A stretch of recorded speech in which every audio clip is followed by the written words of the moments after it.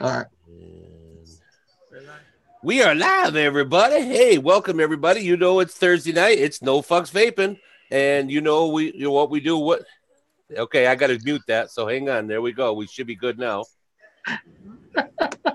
I had a window that popped open on me. That's what was causing this earlier. So, but anyways, it's Thursday night. You know it's time for No Fucks Vaping. You know what we do, when we do, what we do, when we do every Thursday night here. And tonight we have a special guest here. We got Stan from LUCID. Tenacious. Tenacious TX. Wow. Wow. I was thinking about the LUCID RDA and I just lost my whole train of thought. So let's start this over. And why don't we just go around the room and say hello to everyone here? We have yetisuncle, my co-host, and we are on Yeti's channel tonight. And we also have Nikki B, my co-host on Friday night. Welcome, Nikki B. Thank you. And she's holding our balls tonight. And like I said, we have Stan here from Tenacious TX. And why don't you introduce yourself? Why don't you introduce yourself, Stan, and tell everybody where you are, what you do, and then we'll get under some more of the festivities. All right, I appreciate it. Thanks for having me on, guys. My name's Stan. I got a YouTube channel, Tenacious TX Vapes, also tenacious-txvapes.com, lucidrda.com, and Instagram, Tenacious TX Vapes. I do vaping reviews, entertainment, stupid stuff. I have fun with it, and you guys should check it out. Hell yeah. I will put your link down. Yeti will have to put your link down in the description down below afterward if anybody wants to be able to go check out your channel. But also, if you chat in the chat there and just say hello to anybody, I'm sure you already got a wrench, but people can just click on your name and they can go over to your channel and subscribe also right from here. So, all right, there you go. And while you're doing that, I'll say hello to a few people that's out there. We have that white guy. What's going on, Tom? Raven Shadow Vapes, Brian Enoch. We also have French Crazy Vapor, V Dog. What's going on? Kev W. Thank you everybody for joining. We got Gizzard Stew. Who else do we have out there? Mr. Miles. What's going on there, brother man? Also, that's it for now. But if anybody I missed, I'm sure we will get to you. So. Thank you, everybody, for joining. Yeti, why are you shaking your head, brother, man? Don't mind me. trying to get links and stuff. I understand. I got to give a shout out to Chris Hall. He's been on my Instagram, following me since I started the whole thing, and it's cool to see him in chat right now, checking us out. Very cool. Thank you for joining us there, Chris. So, awesome. You've already told everybody where where they can find you and everything like that. So why don't we get the festivities underway and we'll start off. And like I always explain to everybody, all of our guests, is there's never a wrong answer under here. We ask you a bunch of different questions. You can explain however you want and how far you want. We don't get in deep. We don't get in personal because that's not up to us to cross that line. You know what I mean? Uh-oh. So we're here just to have some fun. We're not going to put you on the spot, man. Like I said, there is absolutely no wrong answer here. So, you're ready. You can flow. That's why it's called No Fucks Vaping, man. You're ready. You can tell as much as you want. You can, that's you, man. You know what I mean? So that's what it's all about. All right. Sounds cool. I want to start with some controversy. All right. Already, man. Right yeah, on. I got to because it's driving me nuts. I'm curious. It was a couple weeks ago, and I had sent you that message saying Dreamer's already been cloned. They had cloned it. I think it was sorry, it was the Lucid. Yeah. And I went back. I even went back last night to double check, and it's been pulled down. Did you guys pull legal action on them or what? No, we didn't pull no legal action. Not that, I mean, I'm just curious because it's really weird that it was there and then it wasn't there. You know what I mean? Well, honestly, hold on. I'm going to look right now because I swear I saw that thing today. Oh, really? Yeah, okay. I'm always on those sites. I try to keep a steady, because I purchase a lot of the things that I get in for review and stuff like that. I've only had a couple things sent to me, but I spend a lot of my own money on things I'm interested in and things that I think people that follow me would be interested in. So I'm always Chinese websites buying the authentic parts, not the. I try not to purchase the clones and stuff unless I see something like $100 RDA is cloned from SX, right?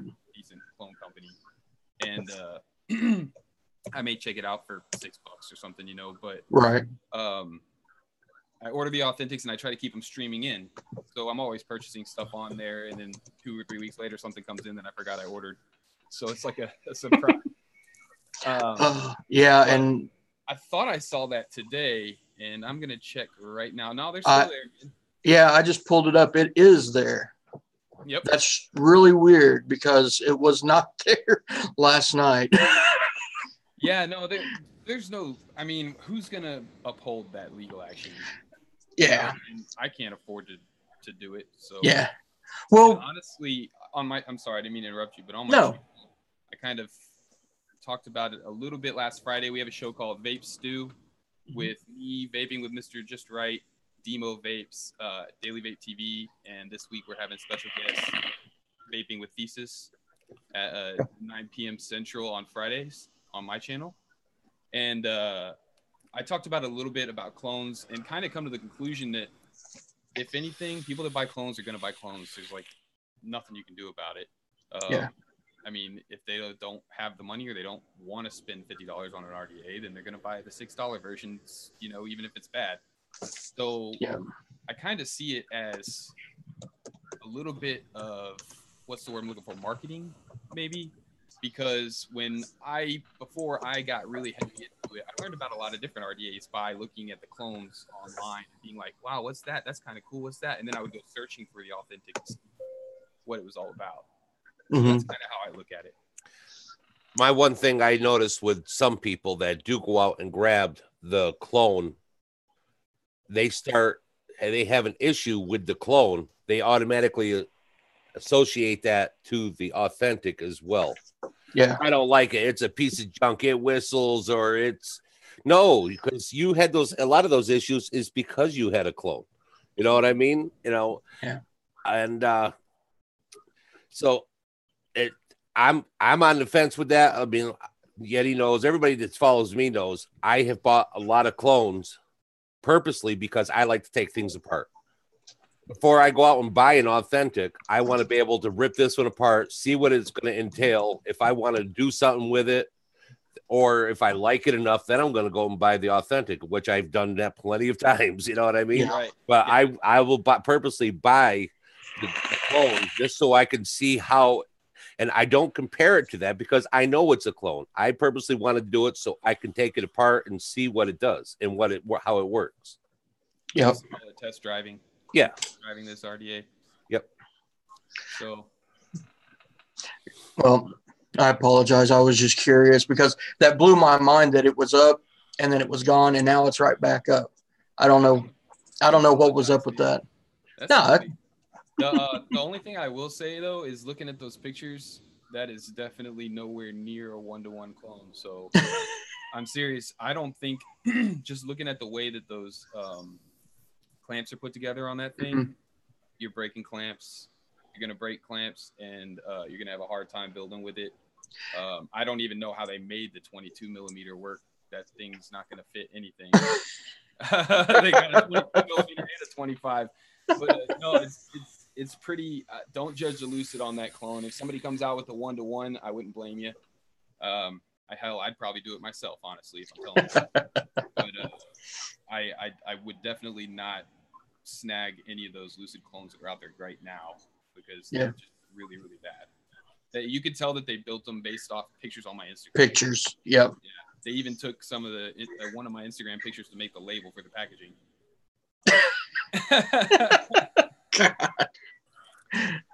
See, and that is the drawback to buying clones. You're actually buying from somebody that's stealing.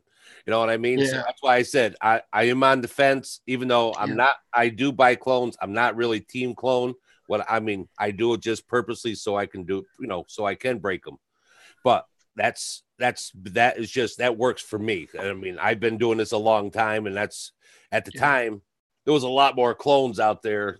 Even a lot of my mechs when I first got into it 4 years ago, it was, I wanted every kind of mech there was, but there was no way I could afford it. So, I wanted it, but I would try which ones I wanted. You know what I mean? And this way here, like I said, it let me grow and how I was becoming a vapor. So I was able to take things apart and put it back together and make it work. You know what I mean? So, and then that's how I made my judgment. Okay, I like this one, so I definitely going to want I want the authentic. But a lot of people are just team clone, and that's where there is an issue with that.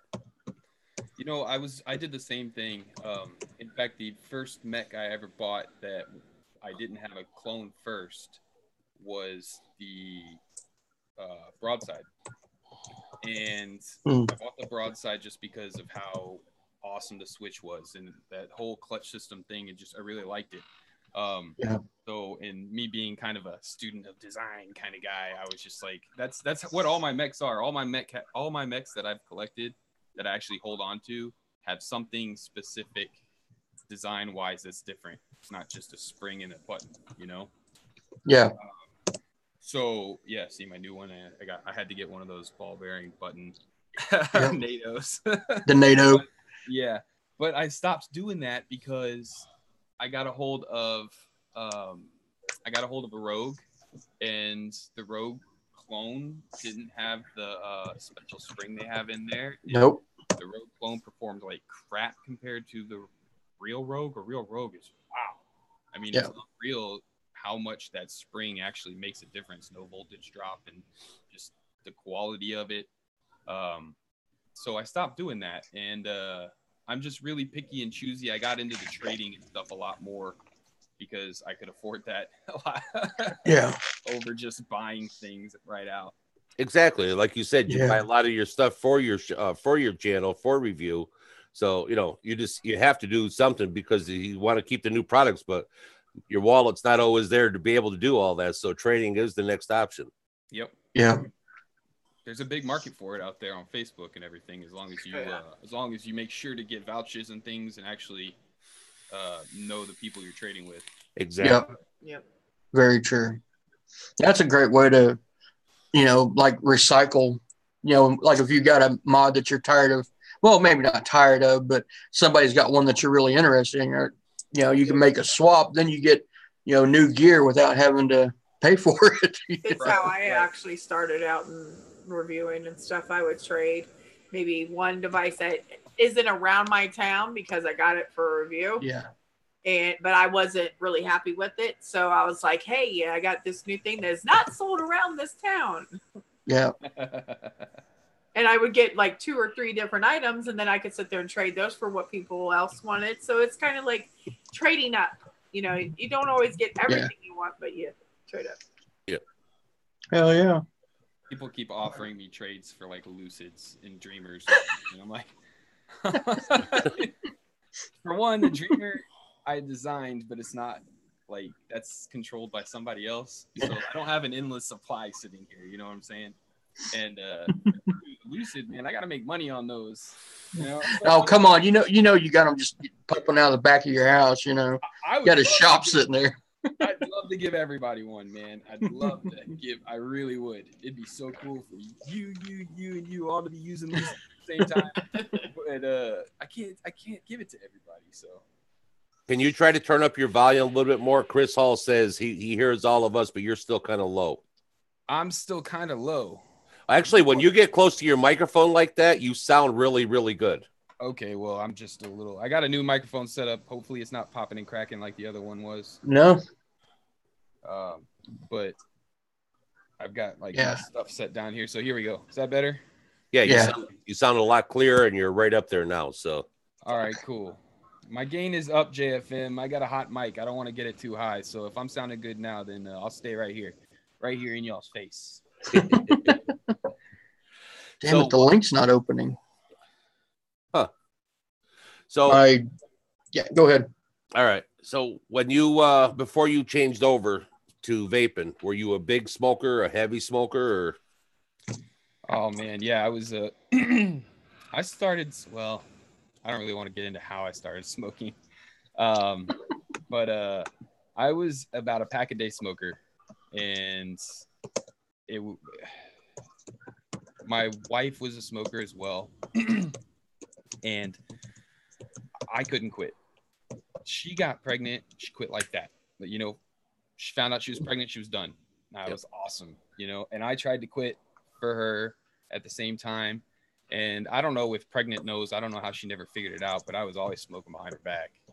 And it was just, you know, terrible. Going off to work, I'd smoke all day at work. And then after she'd fall asleep all early being pregnant, I would just play video games and smoke cigarettes. So when she had the baby and she found out, she got into smoking again. And, you know, it's my fault. And that happened twice. So I got sick of it. I felt really terrible that she was into smoking again the second time after successfully quitting for nearly a year. And I went to a smoke shop, a head shop up the road that had some vaping stuff. And I spent $200 on 2 50-watt eye sticks, 2 Nautilus clones. I spent $200. And honestly, we never looked back since. So that $200, I was really upset about spending that much after I figured it all out. But I'm glad I did it in the end, you know? So it's been, man, it's been a couple years now since the only smell I can stand of a cigarette now is the sweet initial light. Yeah, me too, dude. That very first one, it's just like, that is just heaven, that very first hit, man. And then after that, it's ass. It's like, yep. Then it's ass after that, man, you know? Yep. I love the smell of freshly lit tobacco. Yep. It just kills me. I'm like, I actually just like the smell of tobacco, like in the package, you know, like the smell of it. Oh yeah, a fresh pack of cigarettes. Just no, like that, like if you're going to roll your own, because eventually we ended up rolling ours and stuff like that. So we had just a tobacco that's there in the bag. I love it. Just the smell of tobacco. But yeah, fresh tobacco, man. I mean, to this day, I mean, I'm going on almost 5 years, and someone lights that first cigarette, that first initial one, it's like heaven to me. And the same thing with you could take a fresh pack of cigarettes and just go, and it still smells like heaven. That's still part of the addiction, I guess, but that is just the smell to me is heaven. Were you a menthol smoker or I am a variety type person. I like didn't all care kinds what of the everything. cigarette was, as long as it was a cigarette. I did care. I did care a lot, actually. But the funny thing is I used to steal my grandfather's Marlboros. He used to have cases of Marlboro Reds just in the pantry. My grandma smoked Benson and Hedges, and my grandpa smoked Marlboro Marlboro Reds. And I used to just sneak a pack because they would never notice. And me and my friend would smoke them. And for a while, I smoked those. And then I switched to Camel Wides. And that was all I could smoke. I couldn't smoke any other thing. And then I switched to, I went to like 27s or some kind of blend. I don't even remember, for a while. And then for a couple years, I did lights. And then I went to menthol, and then menthol's where I finished. Every couple of years, I just wanted to change, I guess. I don't know. So now, how long have you been actually doing reviews also? I have been doing reviews. My very first video, starting out, I even say in some of my first videos, I'm not a reviewer. I just wanted to do like a variety show, you know, a little bit of comedy, a little bit of entertainment, a common interest, the whole vaping thing, you know, kind of a little bit of making fun of the news, kind of Jay Leno type stuff. I mean, seriously, I just wanted to have a good time with it and help people when people had questions and things like that. And people were just like, are you going to review this? Are you going to review that? And like, they would see me getting hardware, and I would show things off and be like, yeah, I'd use this like this and use that like this. And I would do this with these new products. And, and people just wanted me to move to reviews. So I still do kind of a talk showy kind of thing with juice reviews with my buddy. Yeah. And then I do the traditional-ish type hardware reviews just to knock those out and kind of give a little bit of energy to it. I know I'm not rip trippers or anything, but I think that's probably because people, they see reviews. That's all they know is reviews. So if it's a vaping channel, they expect to see reviews. That's just all we know. That's all we've seen for so long, Well, the other hard thing is it would take me 40 hours just to edit a show like that. The show would be an hour long, a half an hour to an hour long, usually about 45, 50 minutes once I was finished editing. But to have like all the graphics and all the, jokes and, Yoshi popping in and out and things like that, it would take me forever to edit. And now with all the work I do, I mean, I've got my 40-hour week job. I got websites. I got LUCID going. I got all this stuff going that I get about 2 videos out a week, usually on a good week. And that's me doing good.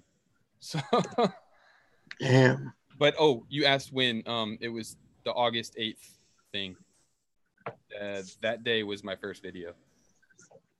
And the reason why was because I was in a shop, and that day or the next day, no, I'm sorry, before August 8th, the shop by my house had already implemented the new rules and things, and they were trying to, get everybody. Monster Vape is one of the shops in the area, and it's like the Starbucks of vape shops. So it's like a big chain, and they really wanted to have all of their people, worked in and doing things the right way. And you can see the frustration on the manager's faces, and you can see the frustration on the workers just not being able to do anything or help anybody.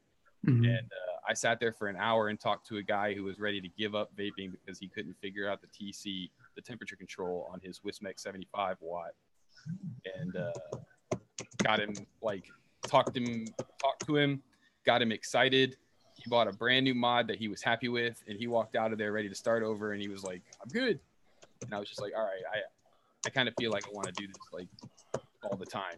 So, and that's the thing of it is too, with especially with temperature control, anybody that's trying to quit smoking, get rid of that. I mean, I know there's a niche out there for people that love temperature control. I'm not a nickel person. First of all, I don't like titanium. I like my stainless. I love stainless. I mean, that's just such a pure, clean. Nichrome is good, but I mean, like I said, but I've tried all the different ones, and temperature control to me is a waste of time. And like I said, I know there's a certain group of people that swear by temperature control. That's there's a certain group of people that loves just squonkers. You know what I mean? It's just there's certain niches, which is beautiful about the whole industry, is that there is so many different types of devices, but some people get educated wrong and they get the wrong device, and then that's what makes them fail. Right. Right. That's big. That's a big part of it. One of my buddies said, I'm so sick of spending hundreds of dollars trying to make this vaping thing work. I'm just going to go get some cigarettes. Exactly. I told him, I was like, look, let me help you. And he's been good ever since. So, that's a big part of it, man, is shops and stuff are great, except for the fact that not all the shops are, they're in it to make a sale. I understand that, but as many shops that are in it to actually know what they're talking about, hire kids and stuff to work in there that don't know what they're talking about. They just know the product that you have on the shelf, and this will work. And my boss told me that this was a good mouth to lung, and they don't really know how these things work because they don't use them. I haven't done enough setup. People in the chat are talking about the stainless Dreamers. So hell yeah, a polished one there with the Lucid on top, and this brushed one with a dead rabbit on top, and the drop tip on it. And tonight at midnight, the coupon code ends VAPEMAS, VAPEMAS on taps for 10% off and free shipping. Oh yeah. And that's over at tenacious LucidRDA.com or tenacious-txvapes.com. Very cool. Right on. I was curious. I heard that the stainless, that it was like on a limited release. Is that true? And how limited? You know what? I'm not real sure, man. I know I have limited quantities, and I honestly, I think I sold my last polished one already. I got some brushed ones left. I'm not sure. I'd have to check the site. It's keeping inventory for me right now, but there's a lot of copper out there and a lot of brass, and people wanted stainless, so they made stainless. But I'm not sure how many they're gonna make. I know they're holding off on the Cerakoted copper. Mm-hmm. How long? I don't know if they're ever gonna make it now. They told me they were, and they might still, but I think they ran so many, brass and copper, they need to get them out. So they might just be doing the stainless limited. They may decide to run them full because so many people are buying them. A lot of people bought brass Dreamers from me, and the stainless have been flying out. So right. Yeah, so I mean, the stainless I would say is the #1 better seller, and then the brass and copper is there and it sells, but not as good. Wow. I know. I was surprised too. That's crazy. I prefer. Well, I know it's all preference, anyways. I mean, I'll admit stainless is probably the prettiest, but I prefer copper over any metal. I prefer copper. Then brass, then stainless. And then I don't fuck with aluminum actually, but I don't know. That's just kind of weird that copper would be the last. People don't like to polish. Yeah, that's true. Polish. And if you don't polish copper, I mean, you know what's funny though? I got allergies, so I have to make sure. Yeah, I can't smell anything right now. I was gonna say the Dreamer doesn't really stink as much as other coppers, but I got a Rogue here, and I can't smell that. Well, I can't smell that either right now, so I'd be lying to you. Never mind. What's the coupon code that you guys have on your site? Oh, the coupon code is Vapemas. Here, I'll put it in the chat. Okay. Yeah. Yeah, I just polished the shit out of mine today. I'm going to sell on the site in the next couple weeks. I'm going to sell those little polishing jigs. Oh, yeah. Because they're awesome. Yep. I picked up a bunch to put on the site, I think for like $10 a piece. Same ones that Comp Life sells. For, I think it comes out to $40 or $30 once you buy both pieces or something like that. Yep. Does the same job. Yeah, and they work awesome. It's a great little. I mean, for what it is, it does a hell of a job. 30 seconds to polish your mod, man. Yep. Hell yeah. And I don't know if you have with your mods, but like a nice little polishing towel would be really nice, and something like with your logo onto it. Oh, the Dreamer comes with a Times Vape microfiber. Yep. With your logo though? No, it's a Times Vape logo. Okay. I'm just saying it would be pretty cool if it had your logo onto it. That would be cool, man. Maybe I should talk to them about that. Here you go, Swifty. Because I don't know what Nikki would do, but Nikki does. It's called Not Your Average Threads, and she does a lot of different things like these towels here for her door. This is a collector's one here, but this is all hand stitched. Who does that? Nikki, right up above you there. Nikki. Oh, really? That's cool. You stitch those yourself? Yeah, I do embroidery work, hats, towels. So if I order 1,000, you.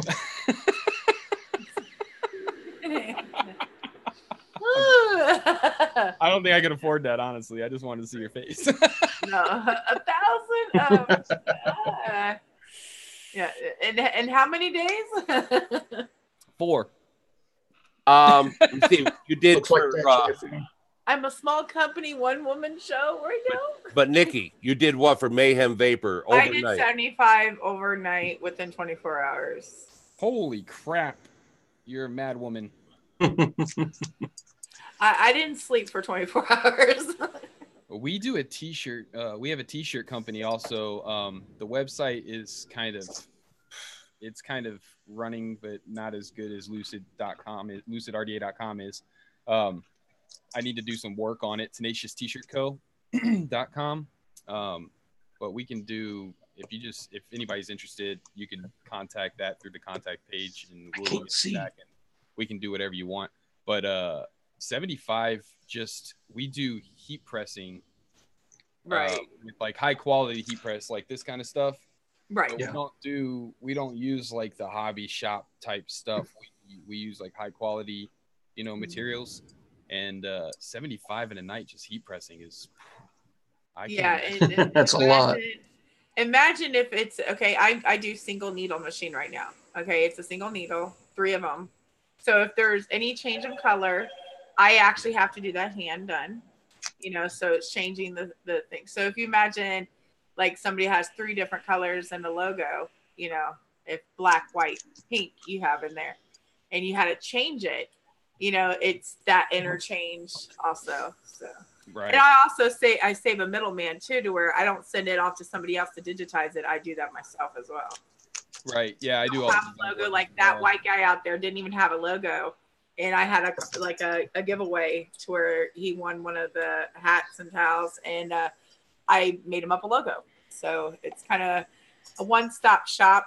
Sometimes just your one thing, but also if you need a massive production of something, real quick for like a convention or something like that, at least it wasn't supposed to be just a 24-hour thing. It's just they lost my contact in the email. Yeah. Well, it keeps it cheap too when you do the design. Right. And so. Really, it's a love thing. A lot of the times that people have forgotten about embroidery, that it's actually, I think vape towels should be made with embroidery just because they're meant to be washed. You can throw them in, wash them, not worry about, the heat press can actually sink into the microfibers and actually make them look wrinkly and make them look kind of older than what they are. Right. And it's just that because they get coated with e-juice and stuff like that, and e-liquid and other, they're meant to actually polish your mods too. That's why they're black towels. You darker the towel, that way you don't see the, right. If it come as fully as Yeti could show one of his towels. They're probably tarnished to the, Yeah, I don't have them in here. But I'm just saying they should be darker. That way you don't see the markings, and that way you can actually just it's. Yeah, this is what happens. When see, okay, even if you wash that, does it come fully clean?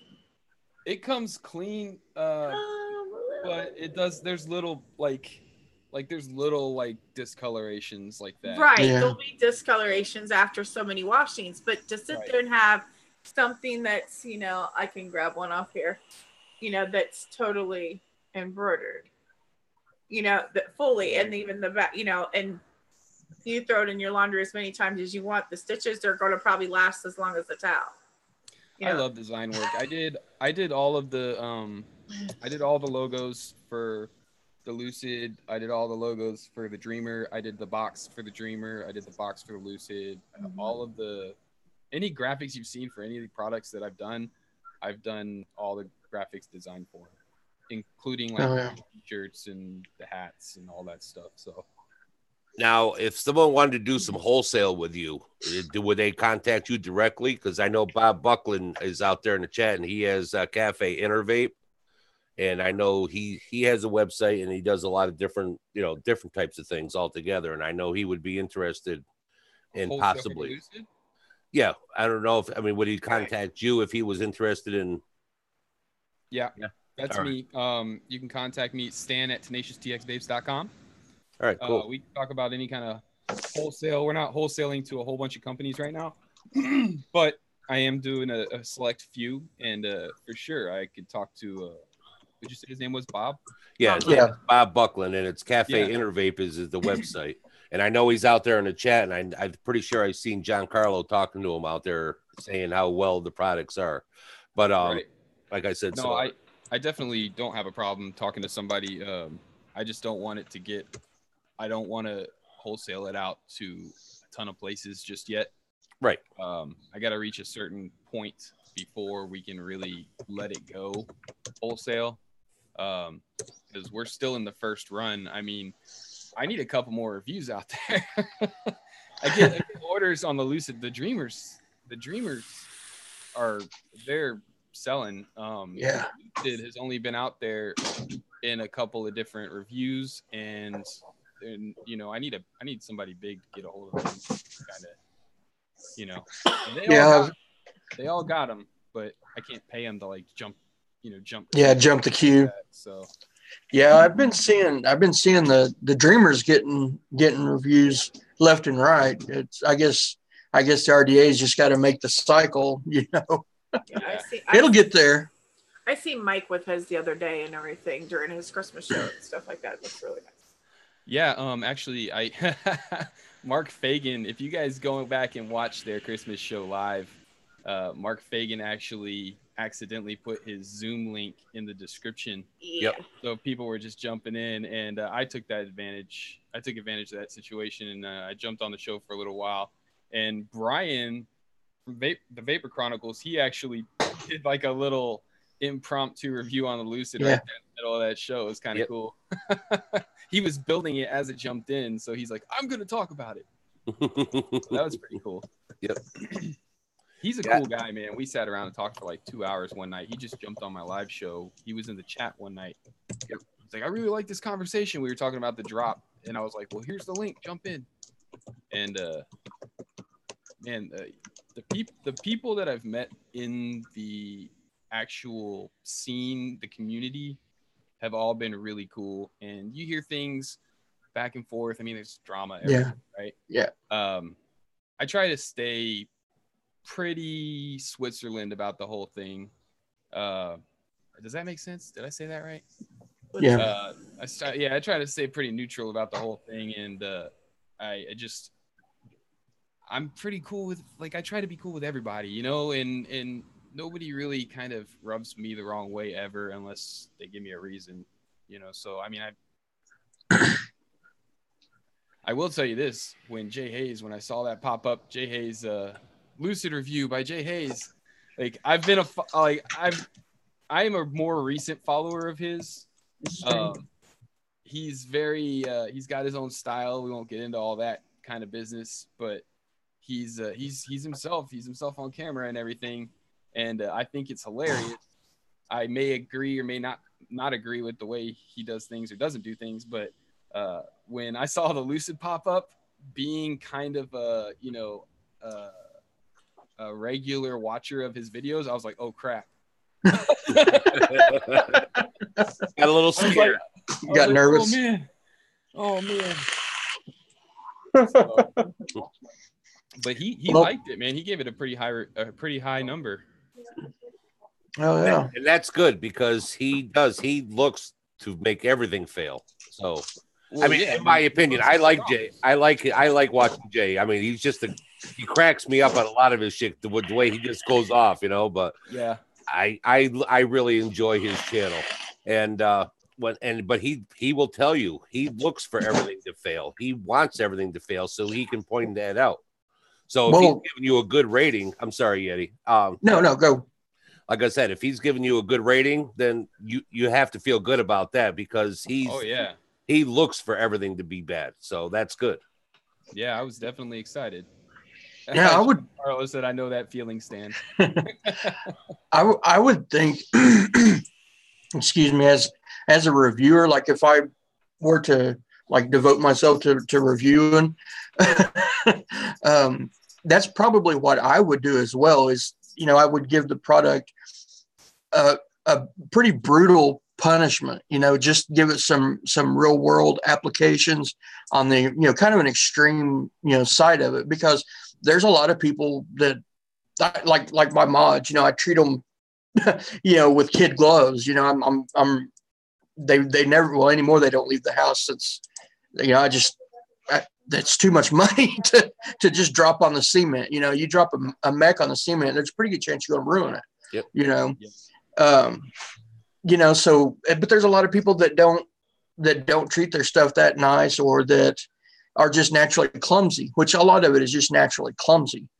Right. And, so if I were to review something, I would give it, I think it would be a fair abuse, but, just put it through its paces. But that way you could get a true and a real world look at the product, Because somebody might not have like 1,000 mechs like Yeti, I'm saying, in their repertoire.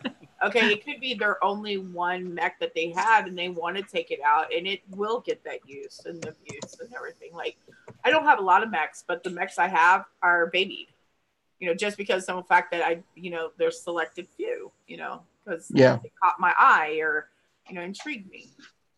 It's just like my RDAs. I have like one style of RDA, they all have different decks. I won't buy the same one with the same type of deck. I have a couple velocities. I have a couple single coil. They all have different decks. That way I can teach people how to build on that specific type. If they have that question, how do I build on this?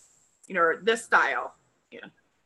I want to teach. And Nikki, just to get you corrected, 850, not 1,000. Oh, it'll be 1,000 by the half of the June of next year. You guys want a deck that you can drop? I'll never get rid of this Ruby 24. This Ruby right here is nicknamed Scarface because I dropped it. It fell. I had a sock, vape socks, a little mech carrier hooked to my belt loop, and I was running up some stairs, and I had forgot to cinch the little drawstring on it. Mm-hmm. And this thing flopped upside down and fell 2 stories and onto a pile of bricks. And it's polished now because I polished it the best I could, but I mean, it's in perfect shape except for a couple little scars right here. And I ain't going to buy a new cap for it because, for one, there's character, however much they are. But yeah, the other thing is now I don't really worry about hurting it too much. And the funny thing is that I dropped it a couple of times and this thing is bulletproof, man. My only issue with the Ruby, because when the Ruby first came out, I was like, this is a badass idea. This is a great idea. And then honestly, no, I'm all for mechs. My thing with that is that because it's the 3-post, and I've had several of the 3-post Kennedys, and every one of them the post came loose. And really? Yeah, and that was my issue. What if you have an RDA issue with this thing? If a post comes loose or you strip a post, Mm-hmm. That was the only thing. Because I really crank on this thing and it's never twisted on me. But I always wondered about that. I've looked into it. See, like, there's not really any way to change that post yourself anyway. Right. Yeah, because you can't get. I don't know how you could do it on that thing. And the one thing about a Ruby for me is actually having to build on the mech. I mean, you can know what your resistance is on a coil build that you always do, but there may be a hot spot, or you may have a broken core or something like that, and it's just kind of sketchy. So I tend to only build parallel builds on it. But this is a fantastic idea. What Broadside has done with this culverin, it's fantastic. I mean, it's a hybrid, and it's the actual RDA. I mean, you just screw little pieces on threads, and you can put it on anything. I think it's a fantastic idea. It is. Effect is the Ruby. Yeah. So. Yeah, I like the hybrid connectors. I love those, like the shorty. There were several of them that are like that. Yeah, but you've never been able to use them on another. Right.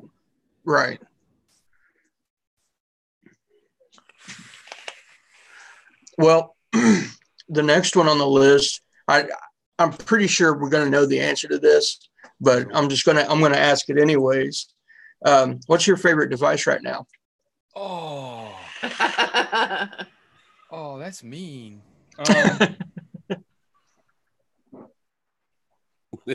Okay, give me these one. By device, what are we talking about? Let's start off with the mod, and then we'll go to RDA. Damn you, Yeti. My favorite mod right now, I know that you like. I won't say Dreamer and Lucid. I'll just take those out just because it's not fair, right? Well, if it's true, it's fair. Right. Well, if it's true, it's true. I use a Dreamer mod. I use the Lucid a lot, but I use a Dreamer mod every day. There's days when I don't have a Lucid on me just because a juice or it needs a rewick or a build. But I use a Dreamer mod every day. I've got a patinaed brass, a patinaed copper right here that need to be polished, and I've got a fresh stainless polish that I haven't used yet, and a stainless brush that I've been using the last couple of days. So next, when I think I've got a stainless icon coming, and when I get that, it's going on top of that polish, and that's what I'm rocking next. But I use it every day. If we're talking about other mods that, I mean, I've got 2 or 3 other mods that I use pretty regularly. But the Dreamer, I really do. I use it every day. Yep. Oh, I don't blame you. I do too. That's why I'm thinking about getting another one. Well, that motherfucker, it's put some miles on just in the couple weeks I've had it. Yeah. The Stan, let's hear about the Apex RDA. That's Bob Buckland, the one that we were talking about earlier. Yeah. Is that a joke there? He's got a funny face, rolling funny face. What's the joke? I don't know either. Oh, Stan didn't design it. So no. But I try to keep. I am a mech guy. I love mechs. I love unregulated parallel boxes and things like that. However, since I have moved to reviewing a lot of things, I try to keep my head on straight and use a lot of regulated devices, use a lot of chips devices constantly. And I've got one here that I'm going to review that people are going to be like, what? Why? But I really like it. And, and the other one I really like, I'm not going to tell you what it is yet because I'm going to review it, like I said. But the other one that I use a lot is just a variable voltage Squid Industries double barrel. Mm-hmm. Love this thing, dude. I wish it was 25 millimeter, but I love it. And I look like freaking Grim Green. I'm like all Grim Green. Well, here's a Squid Industries double barrel with a recoil on it. No crap.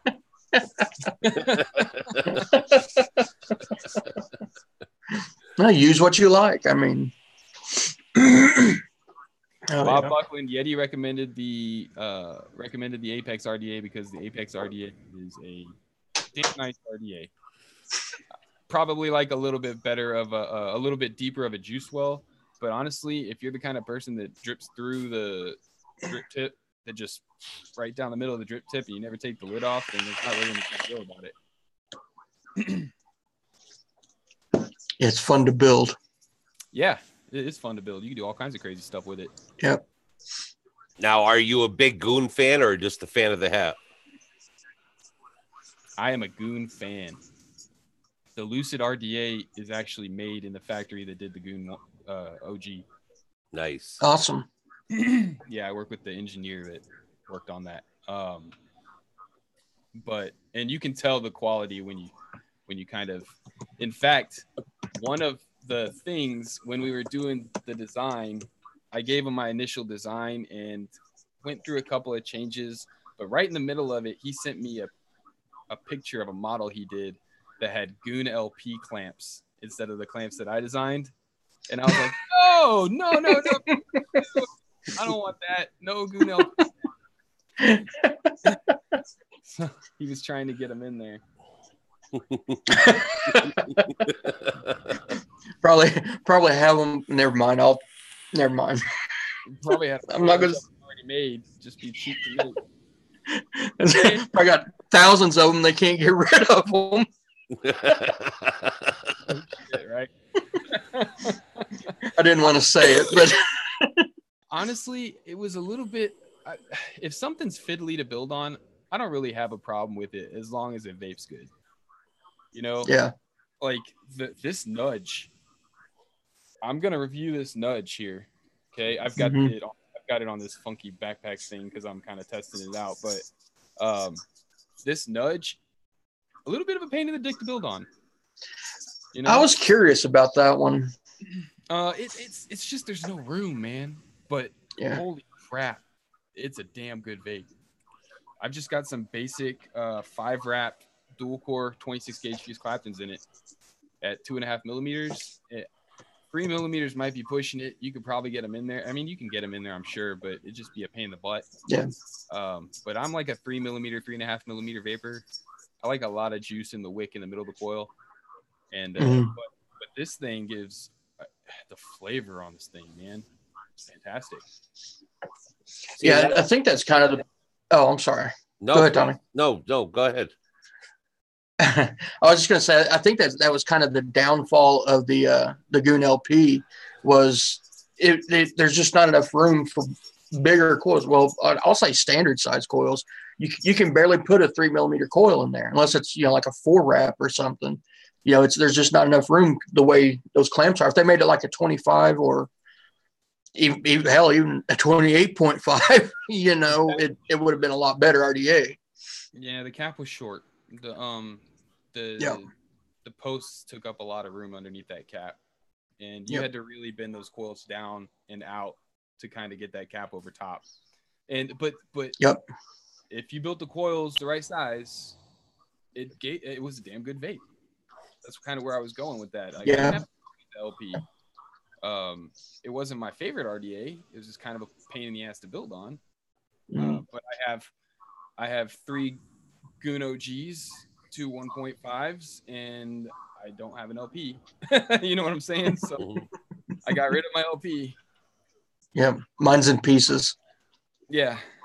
And that's the thing. I mean, all I was going to say was any kind of RDA that is fiddly, where you have to build it a certain way, to me, it doesn't matter how good the flavor is. Because I like to build. So, I mean, for me, to sit down and put a build in, 2 days from now, I might want to put a different build in. If I had to fiddle with that fucking thing, I'm going to throw it across the room and I won't ever use it again, no matter how good the flavor is. You know what I mean? So, I mean, I get frustrated on a lot of that. And so, I mean, I have a lot of the Aura, simple to build on. No fiddling. Dead Rabbit's another one, simple. The Druga, simple. I'm a big Goon person also. So, I mean, but I like simple, but I also want something that is also going to be works for me. You know what I mean? But anything that you have to fiddle with, once I get it in my head, I'll never use that RDA again. It's been really hard to convince you to try the Lucid because it looks so different. It's intimidating. It is. People have told me it's intimidating to look at. Yeah. But the funny thing is that when you look at it and you actually go, you build it one time, you realize it didn't take you very long, and you go, oh, well, I got these pre-built coils, but they're wrapped the other way. It doesn't matter. I can just flip the clamps around. It's unrealistic. I mean, not unrealistic. It's unbelievable how easy it is to build. It's just completely different style of building. So you're just like, you're really kind of, wait, what do I do with this when you first see it? But that first coil, you're like, oh, this is a lot simpler than even I thought it would be, So I think vertical coils throws some people off too, because they're like, what do we do with vertical coils? Right. And it's funny that 502 came out like right around the same time as the Lucid, like kind of like a vertical coil thing happening. He didn't design that thing in just a couple months, Right. It's just funny how the world works. Yeah, everybody I've talked to personally that has the Lucid, I haven't got a Lucid. Everybody I've talked to says it's one of the best vaping RDAs around right now, which, I mean, that just going on the people that I know that have it, it's a hell of a fucking statement, Tell them to tell everybody else that.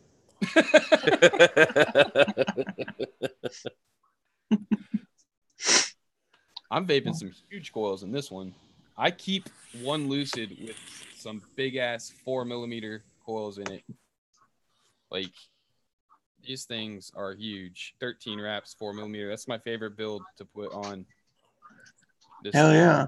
And it's got space for days, but because it's so big, the flavor's just crazy at 100 watts, and the airflow's wide open on this build, which I don't normally do. I usually only have one hole open and half the slot on the bottom. But yeah, I just keep a big build in one because it just is so. The posts and the clamps are actually brass. They're gold-plated brass, so it's very conductive. And the entire gold RDA is brass, gold-plated brass. So, Nikki, you were gonna say something? Huh? Oh, I'm sorry. I was going to ask how you wicked that. Did you actually take it from one side and kind of loop it all the way over, or is it? Yeah, that's how I do it. I've got a wicking tutorial called "The Right Way to Build the Lucid," and the joke is that there's not really a right way, but but yeah, I've got a building tutorial on there, and basically I just take one side, I roll it up, and I stick it down the one side, and I take one long strand. And then I roll the other end and I stick it down that side so that it's kind of a loop like this. All the cotton's at the top and it can just wick down. Yep. And then I pull it through. And once I pull it through, I just snip the top off, but I leave it connected. I just snip a little bit off the top and kind of fluff it so that it's all frayed. It's up real good. And it helps keep the flow nice onto it that way. So yep. That's another damn one I gotta buy for my collection. Yep. And if you look through the top, I don't know if you can see, but all you see is cotton. See, that's the perfect thing. That's nice, like that, yeah. Yeah. Because that way it's not gonna sit there and everywhere. Right. Somebody, I don't remember. Oh, Church. He keeps asking about a stack section for the Dreamer. Every time I see him in any chat, he's like, "Stack section for the Dreamer. Stack section for the Dreamer." Yeah, I wasn't gonna harass you. I've asked you enough. Yeah, they're the ones that love the stacks. Yeah, I would do it. We just haven't talked about it, so it wouldn't be hard. There is a good people out there that like Yeti Church, and there's Bob. I know Bob likes some stacked, and there's. I'll be on that day one. The market for it. I think it needs to be with any Mac mod that comes out there. It needs to have the stack. I'll say. Usually because that's all I vape is Max, and most of the time I will not buy a Mac unless it's either a dual, it's already stacked, or it comes with a stack capability. Right. I bought the Dreamer because it was gorgeous and the price point was bang on. And I heard so many good things from. As a matter of fact, it was Giancarlo that turned me on to it. That's why I think that next day after we were talking, I was like, "Stack section, what's up? What's the hold up?" I met G in Dallas, and I was talking to DJ LSB Vapes, and I was like, "Hey, Daniel, check out the Lucid and blah blah." And but I wasn't talking to where Giancarlo could hear me. I don't think I was talking low because it hadn't come out yet, and so I was kind of trying to be on the DL. And I see Giancarlo kind of looking around the corner at me, like around my wife. He's like, "Look, he goes, is that the Lucid?" I was like, "How do you know about the Lucid?" Oh, geez, sneaky. Yeah. Yeah, do not vape anything he tries to give you because of the simple fact that it has something secret in it. That's not true. I would. He got natty that one year. If G hands you something, I say vape it because it's probably going to be something you've never vaped before. Well, you can bet it'll be something interesting. Now this one made Natty kind of loosey goosey for a little bit. No, that was Dean. Oh, that was Dean. Okay, I'm getting a mixed. That was Dean. Yeah, that was Dean. When you said that, I knew exactly that was Dean. Like, okay, wrong one. But Giancarlo could have the Phantom. I know that. And Giancarlo. Hey, I don't care. Giancarlo could sit there and play a switcheroo and sit there and say, "Hey, Dean, let me see your mod real quick." He says he's innocent. Yeah. No, he's not. No, you're not.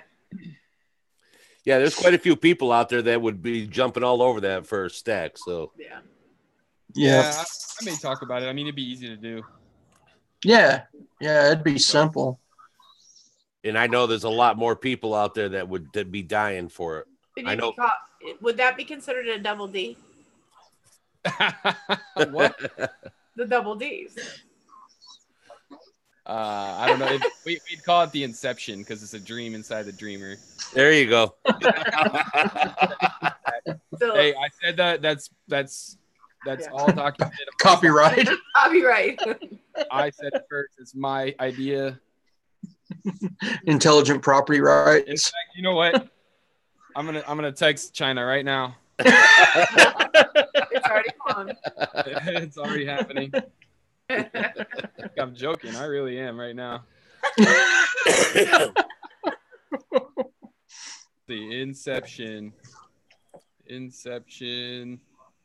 name for dreamer stack section. Let's do it. There you go. Send.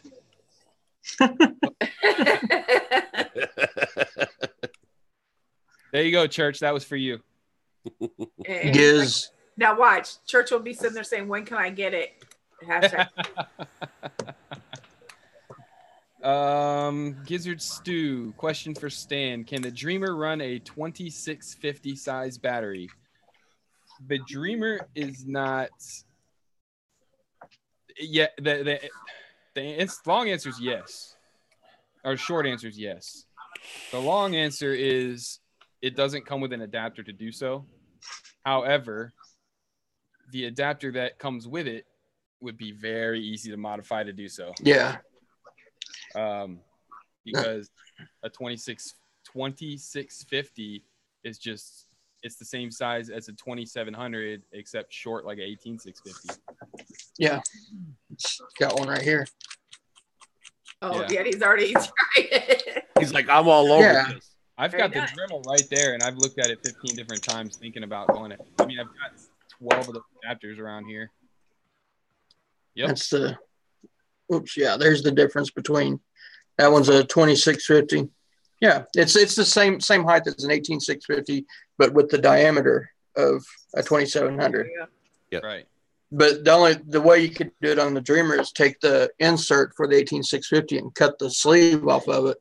But I always tell people no, just because no, you know. The answer is no, but it can be done. The answer is no. It's not made to. It doesn't come with anything to actually run a 2650, but it can be done if you're, crazy. Now, the only thing about doing that, the only thing about modifying that sleeve is that you lose. If you decide to go back to an 1850, you're probably going to get some battery rattle, and you might mess up your contact because it's not going to hold it in the center. And speaking of contact, since we've been talking about the Dreamer so much, where did the idea of, well, shit, my camera sucks. Oh man, that sucks so bad. Where did the idea of the raises or that grill or whatever on the contact? The contact itself, the multi-point kind of. Yeah. Where'd that come from? The engineer from Times Vape, the electrical engineer, the only part I didn't design of the Dreamer is actually the spring contact that is embedded in the switch, and like the Vapors Cloud kind of spring around it, and then also that pin, the way that pin is knurled like that, and the electrical engineer that works for them, he ran some tests and everything and said that was the most conductive way to run the contacts. So I was like, let's do it. Cool. It is smooth as possible. I want to use high quality materials, and I want it to be designed like this. Here's a model. And they did it. So it's cool. Did you, I'm just curious. I know this kind of a stupid question, but did you test like different versions, like with the knurled pen and like a regular pen, or? This is the first version. It's aluminum. All the edges are sharp. I've showed this on the live show. It had venting in the top, not in the button. The contact was always planned to be knurled. This one's brass. Oh, okay. So that was one of the this is the very first one, and that was now the new Dreamers. All the stainless ones have a second pin in them, and then new coppers being made, the new brasses being made, they all get the second pin as well. And then when somebody orders from me, I have old stock copper and brass, but I have a whole bunch of extra pins that I'm throwing in the package whenever they order, so they get the second pin as well. What kind of pin? The second pin, hold on here. I think I got one right here to show you. I hope that wasn't loud. I just it in the old man sounded in my microphone. So here's the polished cloth that comes with the Dreamer. And then the second pin, now inside the little bag with the springs, you get 2 stock springs. You guys pretty much know, I'm sure. Yeah. This is the second pin that comes in it. It's just a regular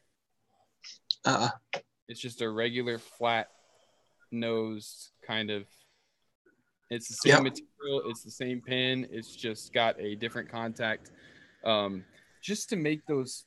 Some people are saying that it arcs a lot, and if you look at the pin, the multi-point pin, after it gets arcs on it, you'll realize that the arcs the arc marks come off. I mean, on mine that I've used a lot,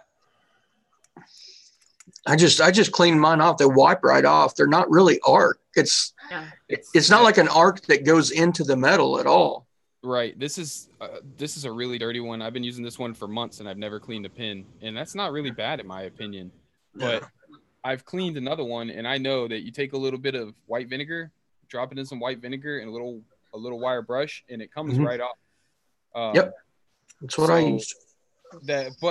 People see that and they're kind of like, oh my gosh, it's arcing. It's like, look, if you're building low, things are going to arc. That's just how it is. It's just the multiple points are there for conductivity and like a smooth transfer of energy. When they get close, they're going to arc on a low build. I mean, it's just how it is. You can't control the ions in between the pin and the battery. You know, it's going to spark when it gets close. So I think that's right. I'm trying to sound all scientific and shit. But they threw that extra pin in there just to kind of make those folks happy, you know, and I think it's a good idea. They asked me and I was like, yeah, I mean, it's probably a good idea, and they decided to do it. So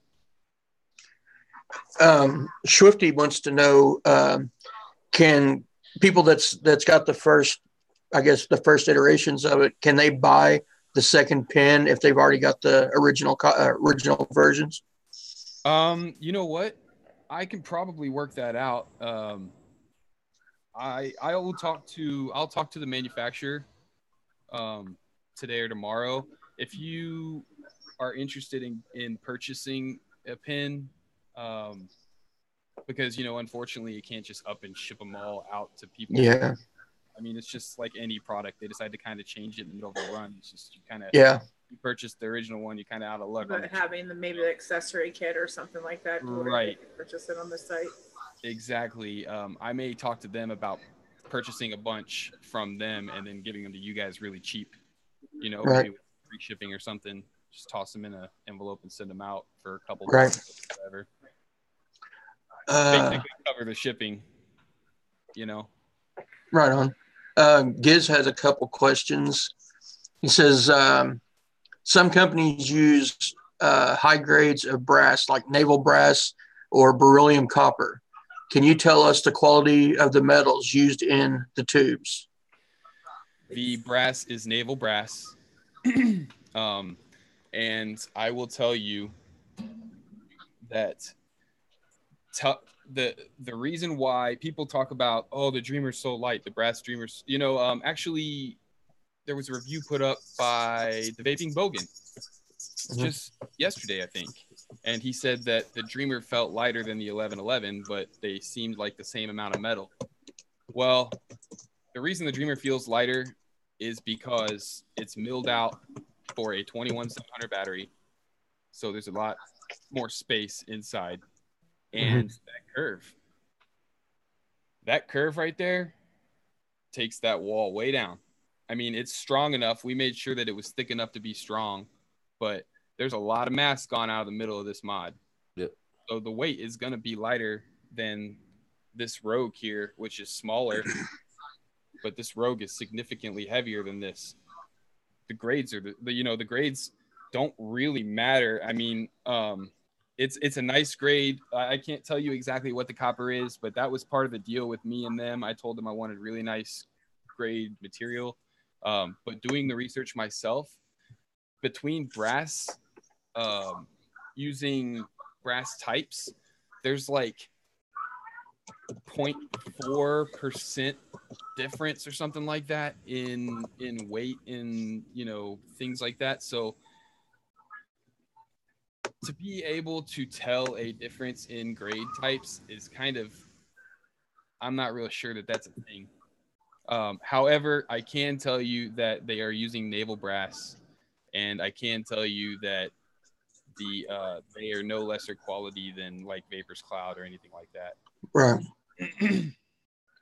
Oh yeah.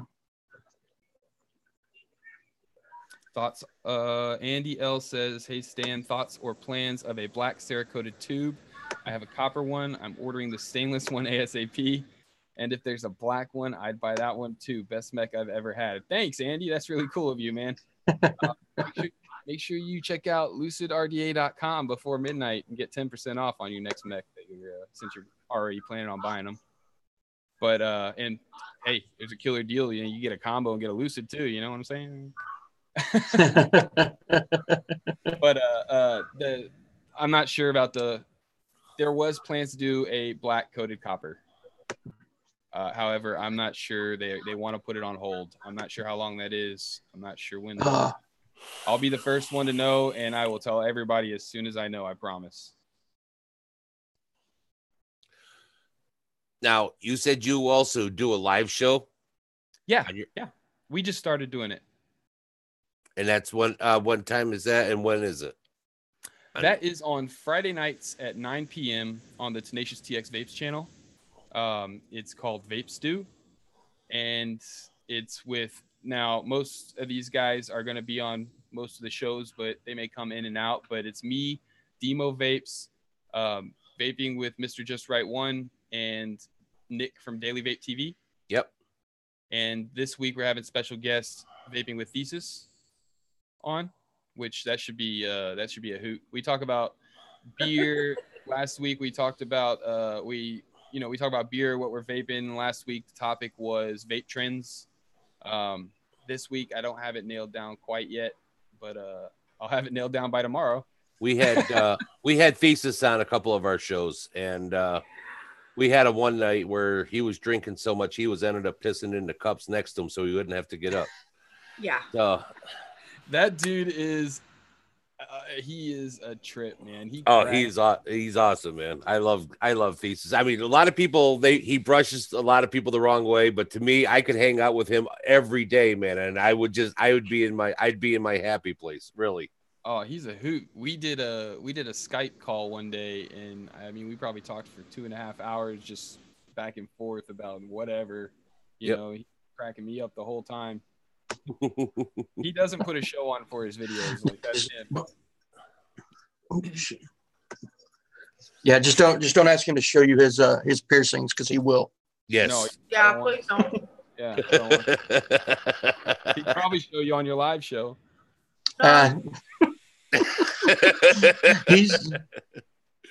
It depends on how late the stream runs and how much he's been drinking, but yeah. He came pretty close one night. Yeah.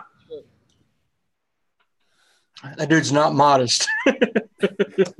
Just call him Mr. Jingles and he'll know what you mean. Juan Castillo, is that 6 a.m. Central, 6 a.m. Eastern, or 6 a.m. Pacific? Good question. I don't have chat for some reason. Can I drop a link for my channel? Yeah, I can drop a link for the channel. Hell yeah.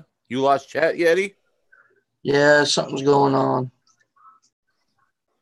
You'll hide behind your Zoom. Click on my name and it'll come up. Clink. Minimize your Zoom, Yeti. See if it just maybe moved over behind it. No, it's not that. You're in Pennsylvania. Then I will set the time for the code to end at 6 a.m. Eastern just for you, Juan Castillo. How about that? Sweet. As How long awesome as is that? as long as I'm off in the next 45 minutes to do so. We can make that happen. So let's just, I know we've been talking a lot about that, but who's your, do you have any favorite reviewers that you actually do watch on a daily? Oh man, I watch so much on a daily. I actually will run things. I mean, people talk about not wanting to watch reviews from other reviewers and stuff because you don't want your opinion affected. I can see that. I'm not that easily influenced when it comes to things like that. I have my opinion, and my opinion is my opinion. It's just how it's going to be. But I'm a huge Grim Green fanboy. I think he's great. I've been watching him for years. I watch Vape and Heathen pretty religiously. Vaping with Twisted 420, but I've kind of fallen off on his stuff a little bit, but I still watch him a lot. Daily or anytime Grim Green uploads, I'm watching it. I'm like one of the notification squad. That's just how it is. Total fanboy. I watch everything Thesis puts up because he cracks me up. And he reviews a lot of stuff that I don't really review. So like he likes a lot of sub tanks and things like that. And I just don't get my hands. Like I said, I buy a lot of the stuff I do reviews on myself, so I don't usually buy myself a lot of sub tanks, you know. Yep. And then who else? There's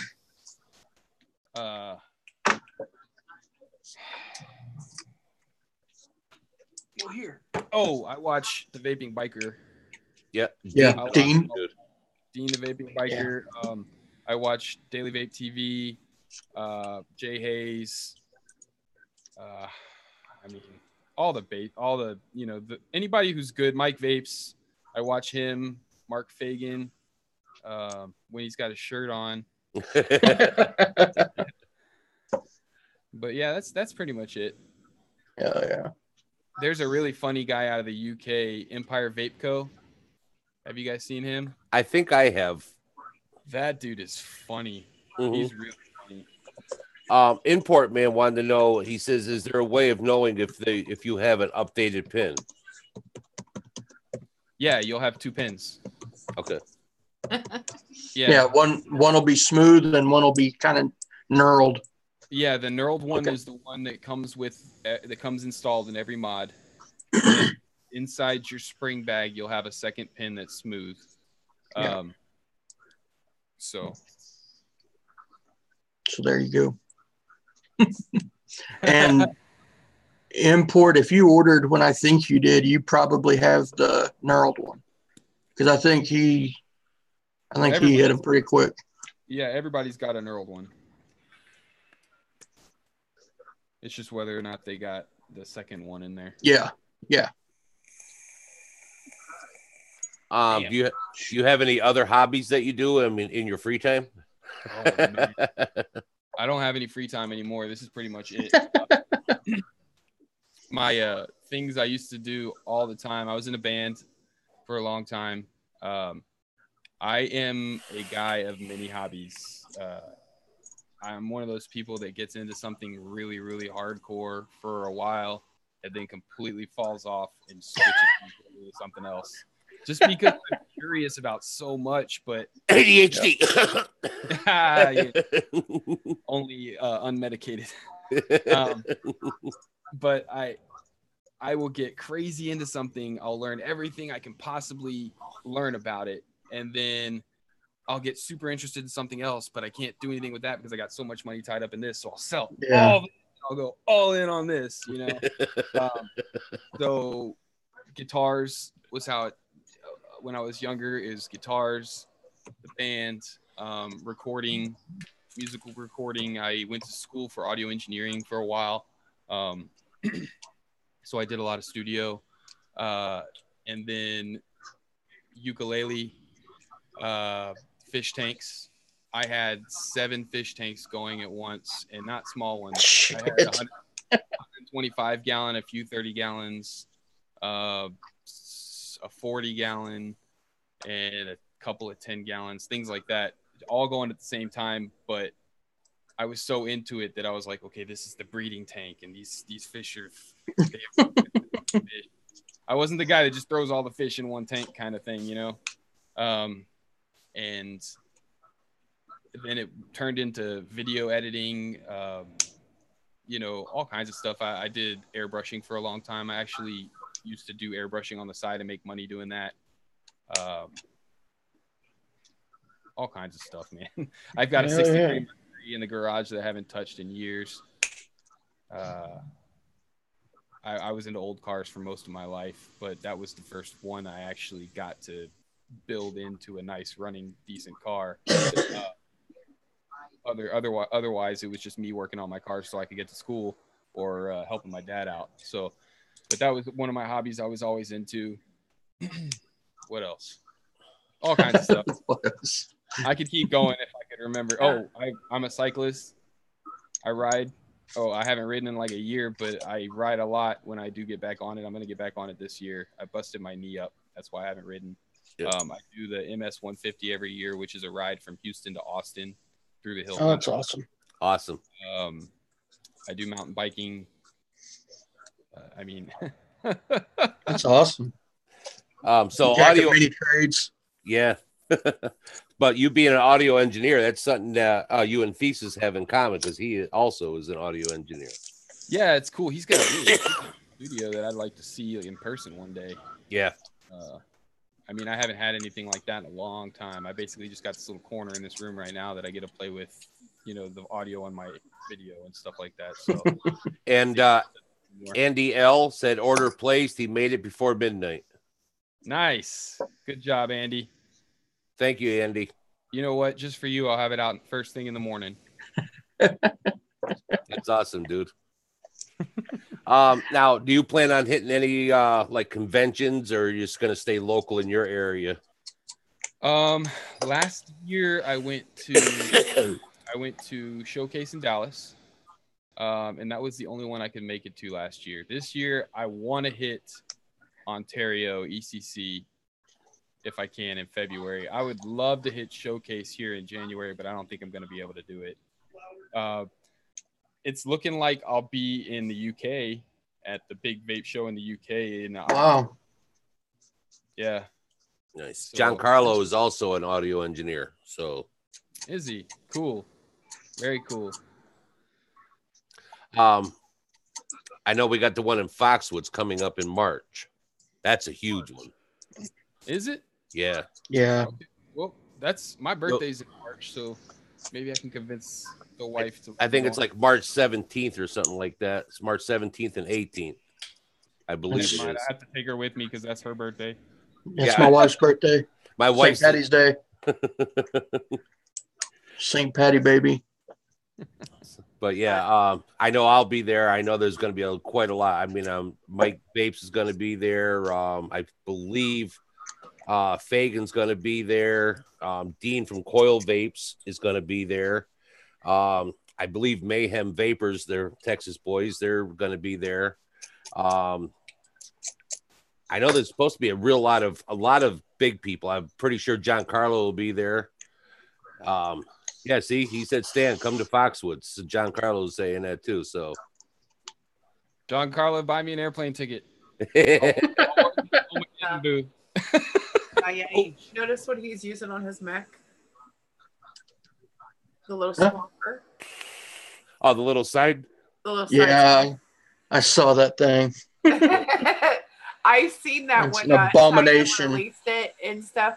And a lot of people are like, oh, that's going to sit there and have like a voltage drop. You know what? I was going to ask you about that. Is there any kind of voltage drop onto that? If there is, it's not noticeable. Is that an aluminum body that it's made out of? This? Yeah. Yeah, I think it is aluminum. Or a zinc alloy, maybe? Yeah, maybe. But it's a floating pin. G says, can I get sponsored? Oh yeah, G hashtag team free shit. Have you ever had the opportunity to try any of Giancarlo's e-liquids? Yes. He was in Dallas. I was in Dallas. Okay. I met him. I tried everything he had there. And I was blown away at how much I actually liked I'm a combos freak. Dude. Oh, one of my favorites. You know what? I'm not sure. Like I've said this before, I'm not sure I could vape that all the time, but I was incredibly surprised at how much I liked it. I was like, wow, it tastes just like them. Yeah. So good. So, but no, I got, oh man, what did I get from him? I got Duck Pond liquids. I don't remember. They're in the other room. I have them next to the bed. It's my bedtime vape. One of them's fruity, and then the other one, Freak Show. I don't know. I don't remember what they're called. One was green, one was pink. Dragonfly. Yeah. Dragonfly is the one. His newest one here is actually, I'm really enjoying Tarantella. It's a it's a taro root. It's the taro, and it's got your toasted marshmallow, and I believe it's a caramel. Yeah. And very, very good. I like this one a real lot. I got a review coming up onto it soon. I don't want to keep on vaping it because I'm almost out. But, is it real? What's that? Is it real rich? Yeah, it's not really overpowering, but it has a nice. All of his flavors are very solid, and I wouldn't say it's over rich, but it's got a nice rich feel to it. I'm sorry, Juan Castillo asked if I have any polished stainless steel still for sale. Hold on a second. Let me look. Low stock. Out of stock, in stock. Yeah, there's one left on the site, man. Better hurry, Juan. If I'll check, you know what, Juan, email me right now. Email me stan@tenacious.vapes.com and remind me to check stock. And if I've got a couple extras, because I try not to put my entire stock on the website just so I don't run out and sell one that I don't have. So if you hit me up on it through email, stan@tenacious.vapes.com, tell me to check stock, and I'll email you right back after the show and let you know if I have a couple. I'll put them on there for you, or I'll wait till like 6 a.m. or whatever time you want it. I'll stick one on for you. Because he wants to get the copper and the polished stainless steel, but again, he can't get the order out until about 5 a.m. So I got plenty of copper. Don't worry about that. And I can, you know what? Just for you, Juan, I will hold a stainless aside if I got one. Because if I got one, it's not in stock. So it's not in the stock on the website. So there's only one left on there. And Giancarlo asked you to message him on Instagram afterward there, Stan. Okay, yeah, no problem, man. He's going to hammer out the sponsorship deal. Yeah, right. Oh, I thought he wanted to send me those special below the waist pics. He might. Yeah, that's what I'm worried about. He didn't say. I know you're getting. I don't want to take you all the way till 1 o'clock, just so I don't want to screw you over either. But we'll just ask you if you. No, like I said, because you said you wanted to get in there before 1 so you can change everything. But. You know what? I can do it right here. I'll do it right here. I'll change it to 6 a.m. right now, so you don't have to worry about it. How about that? Yeah. What were you gonna ask, man? I was curious if you had what motivates you. What motivates me? Yeah, just in life in general. What keeps you motivated? What keeps me motivated? Well, my wife keeps me motivated because she knows that I'd be mad at myself starting all this stuff and not following through with it. So she's always on me to get things done that I start, which is good. Mm-hmm. Sometimes you get kind of burnt out, you know? Yeah. But honestly, I can relate. Like what? So I can relate. Yeah. Yeah, I bet you can get burnt out on building coils pretty quick, huh? Yeah. However, what motivates me, honestly, I like I like being able to tell the person that says, hey, is a 0.05 safe to put on this, you know, LG battery? I like being the guy that goes, no, don't do that. You know, I may not tell them what is safe, but I give them all the information that they need to figure it out on their own. You know, here's this link, here's this link, you need to read this, check this out. I'd much rather somebody come bother me for a question because, like I said, I'm so OCD about stuff. I have to know as much as possible about what I'm into at the time. That I can't figure out where's the dang until December 29th. December 29th here. I'll just change it to December 30th, and then at 6 a.m. I'll turn it off. There you go. There you go. Everything's good, buddy. You're good till 6 a.m. Awesome. Log out. Okay, sorry. I'm back. Yeah. I don't remember what I was saying. What were we talking about? Motivation. Oh yeah, no. I'm so OCD about stuff. Like I have to really get into everything that I'm doing. So chances are, if you don't know or you're a new vapor trying to quit smoking, I hate to see people try to switch and fail. I mean, it hurts my heart, man. It really does. It's kind of corny to say, but it's true. I've seen it happen. My mom is. I am a huge advocate of vaping, and I cannot get my mom switched over. Oh my gosh. I'm trying. I got her. I think the Juul's going to do it. So we'll see. But I just cannot get her switched over. But it hurts my heart. I want people to switch. I want them to be successful. And if you can come to me and I can give you an answer that'll help, awesome.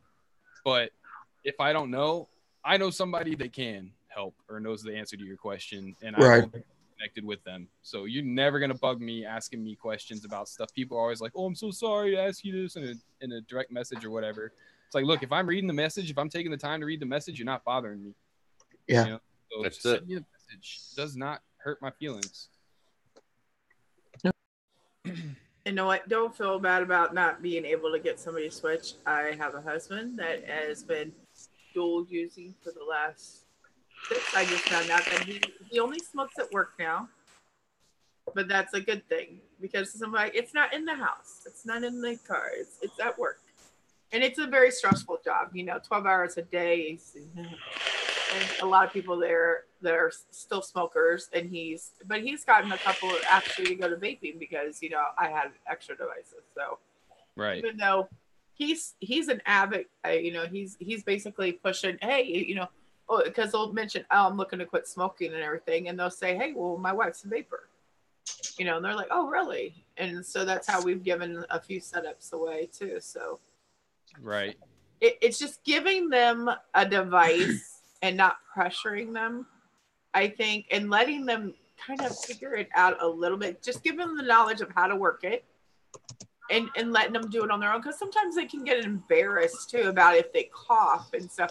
Let them know that you're going to cough. You're going to, sometimes, it's a different, and, different inhaling, different texture to the lungs. That's not as, like weighed down,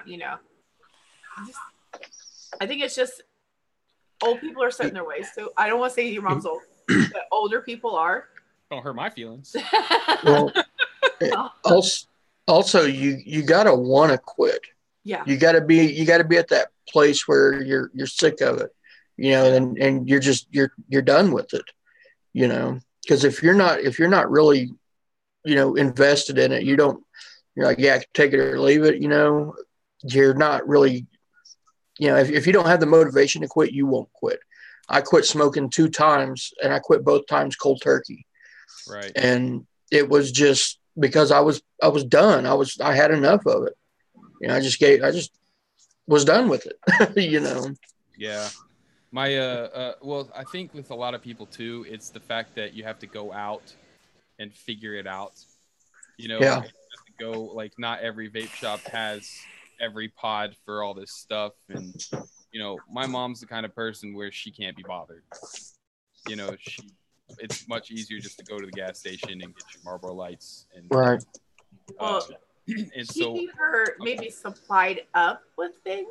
That's why I think the tool is going to work. Right. They have that 15% off. You order it, delivers to your house every month. So I'm going to hook her up that way. And I think, that's going to work for her. At least I hope it does. Because I can't stand sending the kids off with her and coming back and they smell like cigarettes just from riding in her truck.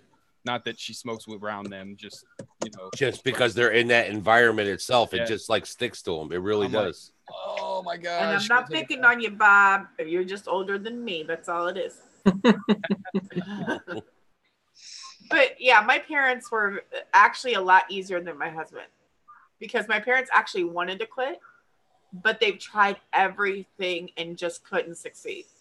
Yeah. And they're actually done. My mom still has a boulder in her purse just for like when she's stressed out, so she doesn't go back to smoking.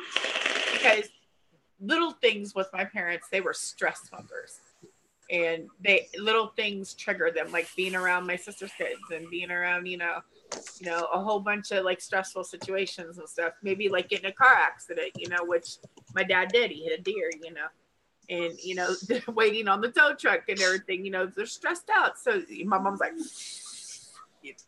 and I'm like, yeah. Yeah. But also my mom she had a brain aneurysm after taking Champix. Yeah, that's bad. Yeah, it's very, but it's a sense people don't realize, okay, when you first started smoking, it wasn't pleasurable. It wasn't pleasurable. You know what I'm saying? You just gotta and tell them it's okay to duel. Dude, a lot of people think, oh, I'm quitting, I gotta stop. No, right. You can duel for a while. It's not about how many cigarettes you're smoking. It's about how many you're not. Yep. So really, if you're going back and forth why it's charging and you're smoking, it's okay, because you know what? You're getting to the point where you're still doing it. That's all that's matter, because sooner or later she's going to get all of her taste buds back and everything. She's going to notice different smells that are occurring. It just takes time. And also maybe getting somebody else, maybe a part of a support group. I think that's what we also need a lot more of, is a lot of more support groups to where people can go and talk to. Just because you're her son too could be another factor that, yeah. You know how when you're a parent, I'm a parent. Okay. I tell my kids not to do something, they're going to go out and do it, and they're going to learn a lesson. But if their friends tell them not to do it, they actually listen. Right. Sometimes. If you don't mind, I'm gonna answer this question for Gizzard Stew real quick. I know Yeti's been talking to him, but I'm gonna show him. This is the pin here on the LUCID. The black one's the LUCID. You see how much it sticks out, and then on the purple one is the Druga. It has a tiny little pin. So what I'm gonna show you with is I tried the longest pin atomizers during testing and the shortest pin atomizers. And the Druga is one of the shortest pin atomizers I could get that actually still protrudes, because you're not doing it right if you're using one that's not protruding, right? Mm-hmm. And so I'll put that on the hybrid here. And this is a 2700 battery, okay?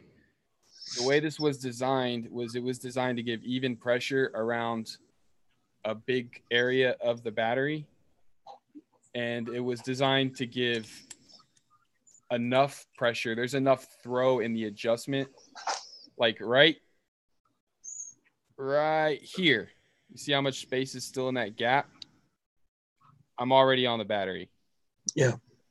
So I got another 3/4 of a turn, and 2700's held in perfect. Now, I ain't gonna lie. You're right. It's bored out for a 2700. You got gap. However, that amount of space is not enough to let this move enough to really affect anything touching the pin at the top. Exactly. Yeah, that's what I was saying. That's why I use the 1111 as an example, because I know he has the 1111, and you can take an 18650 and put in the 1111 without the sleeve, and the insert sleeve, and you can just, you know, tighten it down and it'll hold the 18650 in there without it wobbling or wallering, because it's, you know, it's telescoping, and it'll hold it just like that. This is the same battery with the long pin of the Lucid, and I'm just going to show you it catches there. You can see there's a bigger gap, probably twice the size the gap that and it's 1.5 turns, but it still closes completely, and there's no gaps or anything. Really worked out the spacing really well. That's actually one of the things I was wanting to compliment you on this. When I got this, and you know, I paid close attention to that button, and I saw at first I was like, you know, that's a really interesting, you know, how it has that little bit of, you know, that give right there. I was like, that's a great idea. But then I got to thinking, oh shit, what about really long pins? Like, I've got some battle decks, and the battle deck, it's probably 3/8 of an inch, 1/4 inch. Some of them are 1/4 inch. I mean, they protrude far, you know. Yeah. And I was really worried about that. I was like, what if this bottoms out? And I put my 2 battle decks that I have the absolute longest pins I've ever seen on any RDA. Longest pin on and the market. both of them, I put in this, and it's the button still screwed on and was perfect. There was it didn't bottom out or anything like that. It was, I don't know how the hell you guys did that. My favorite part, dude, it took a lot fucking of amazing screwing buttons on and off. Man, I tested every single mod that came through the first run. Like, every single mod that any reviewer got or anything came through me first, and I tested them all myself. My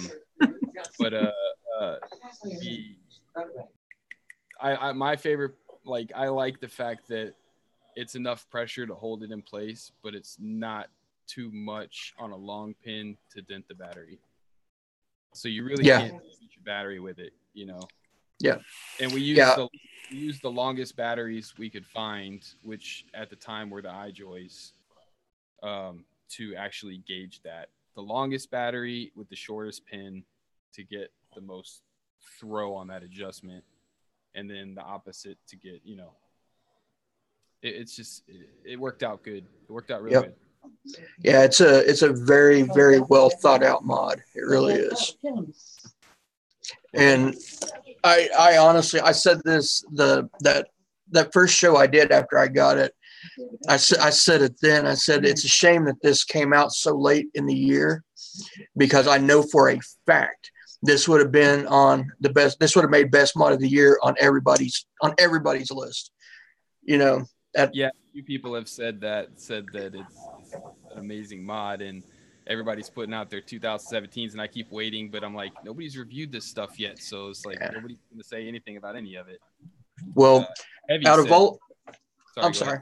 No, I was just going to say, out of all the mods that came out 2017 that I have, this one's my number 1 of the year, just because of a lot of it's in that button. I fucking love that button. Dude, now this is huge. Go ahead. I was just going to say, the button is the reason why I bought a lot of the mods that I buy. Yeah, exactly. Now, what are the prices, just in case anybody's out there that hasn't been to your site? What is the price for your mods for the stainless? Are they all the same price? Or actually, the stainless is supposed to be marked up with the other 2. Yep. Brass is the cheapest at $90. Copper is $95, and the stainless is supposed to be between $95 and $100. However, I'm selling them all on my site at $90. All of them. The stainless, I believe the reason why is because of how much work went into the finishing of it. Yep. It's marked up. It's just, it's with the brushing and, you know, there's a lot of finishing work in the stainless. Yeah. So, but I mean, hell, for $100, even on the expensive side, I hate recommending, because it's, you know, I'm so heavily invested in it, but like, I would buy a mod or 2 of this thing on my own. Yeah. $100, you know? Yep. So yeah, it's definitely, it's, I don't know. I think the price, it's in a class lower than where it should be. because I think honestly you could get more for it. Well, we definitely can. However, a big factor when we were talking about prices and everything, it being made in China. Yeah. I mean, you're automatically, people in America don't like spending that much money on something that's made in China. That's just how it is, even at the quality standard it's at. You know. See, that's the thing though, is with me, it doesn't matter where. I don't give a fuck where it's made at. It's how well it's made and the quality of the materials. Exactly. You know, like the threads are fucking immaculate on this. Everything Vapors Cloud, everything they put out is made in China. Yep. This has better quality than some of the shit that Vapors Cloud puts out. This was my number one pick of the year until I got this. Right. You know. Right. Well, I'm also real big on. I always said that if I put out an RDA, it wouldn't be more than $50. Okay. Now I have to make the Lucid $50, but I'm not going a cent over. You know, like. That's just I like, because of me doing it myself and how much it costs to make and everything. I told my partner, he wanted to sell it for more, and I was like, dude, $45-$50, that's it. Like, that's just it. I can't stand. I love the Armageddon stuff. It's made in America. I get it and everything. Yeah. I can't stand the fact that $75 for a dang RDA, you know, $100 for an RTA. That's like, I'm like, man, that's just. You're not. I mean, I guess you're only marketing to certain people. But business-wise, it makes sense for you to be able to design it here. And just for cost for manufacturing, there's no way for you to be competitive and stay in business and be able to build it here. There's no way. Nope. Well, and also with a lot of what's going on in the mech world right now is there's a lot of Chinese authentics, like authentic, you know, Chinese companies that are putting out authentics now. So that makes it even harder for an American modder, you know, to have it modded in the United States, you know. And I'm not saying that, you know, it's going to kill the U.S. industry. Of course it won't, but it just makes it, because they're going for that low dollar, you know, tier, I guess, you know. But see, when you get things like this, where the innovation, that's with me, the innovation that's where I always look for. When I see something that's really innovative or something new or something that's, you know, never been done before, I'm like, yeah, I got to get that, you know, just for the novelty of it. That's how I am. You take even the velocity. Now that's been used in every kind of freaking RDA, but you take an original velocity, they're still like $125. You know, it's ridiculous that you would have to pay that much. And if you can get the same quality by sourcing it out over there, it's not like they're designing it. If they're going by what your print is and following it right to the T, it's your product. It's just being made where it's affordable for you, and that goes forward to the customer the same way. It's not like you're raping the customer and still getting your work cheaper, you know. Times Vape was really good about it too. When they asked me to do it, when I would ask them to change things or whatever, they didn't want to send more prototypes than they had to. Obviously, that's, you know, that gets expensive, right? But they were really good about taking their time and really making the changes that I asked for and letting me really be critical about the quality. That's good. Yeah, I mean, it was really good. And you know what? When I got the last prototype, I was like, damn. I was like, you need to take this mod, like, and maybe the last thing I told them was on the button. The only change I made to the final prototype was this edge here. I was just about to comment on that. I asked them, I said, look, you need to round this edge. That's the only thing that bothers me about the mod. And I know that with this thing having the divot in it, you're going to have your fingers so tight around this. I was like, it's going to bother people. I was like, be comfortable. And then also I asked them to bevel the seams just because I think that it makes for like a nicer, cleaner look. It's a lot smoother and cleaner. Exactly. So that was the only change I asked them on the final, but the threads, the way the mod works, like everything was just so clean on the final prototype. I was just like, yes, please. Yep. Yep. That was one of the things I was going to comment too was the rounded edge, because there's nothing worse than grabbing a hold of a mod and the edge is so sharp. You know, it either cuts into you or feels like it's cutting into you. That's why I don't like mechs as much, is just because of they always have, I'm a gripper. Yeah. Yeah. That's the only thing I really am bothered by on this NATO mod. Yeah. This sharp ass edge around here. Yep. Yeah. Why does it remind me of a belly button? Unless you got an Audi. Yeah, that's what I'm saying. Like a little Cabbage Patch button. I don't know why they didn't put more of a chamfer onto that, just to knock off some of those edges. It would have smoothed it all out. I'll tell you why. It's because this thing would fall over all the time. Yeah. Because it's only got those 2 points that it sets on. Yeah, I see. All right. Over a lot. But if you, there's no surface area. Yeah, I see. Yeah. It's right here on this little bitty ledge and on this ledge, and that's it. And if you chamfer that out, you've made that a lot smaller. Exactly. So now it just makes it more. So yeah. Yep. So, but the reason why I like the chamfer so much on the seams and stuff is because I've taken buttons off and dropped them. And if you do that on a hard, sharp, like here, like on the NATO, look at how clean this seam is. You can't even see it. Yeah. It's like all one. Yeah. It's beautiful. But if I took this tube apart and I dropped the tube and it landed on the floor right there, there'd be a nick right there and it would be blatantly obvious. Right? Yep. If you've got a rounded edge on this seam and it falls and it nicks, that rounded edge kind of takes the nick underneath, right? Yep. So you may still see it, but you'll be able to polish it on the outside enough to where it'll blend in.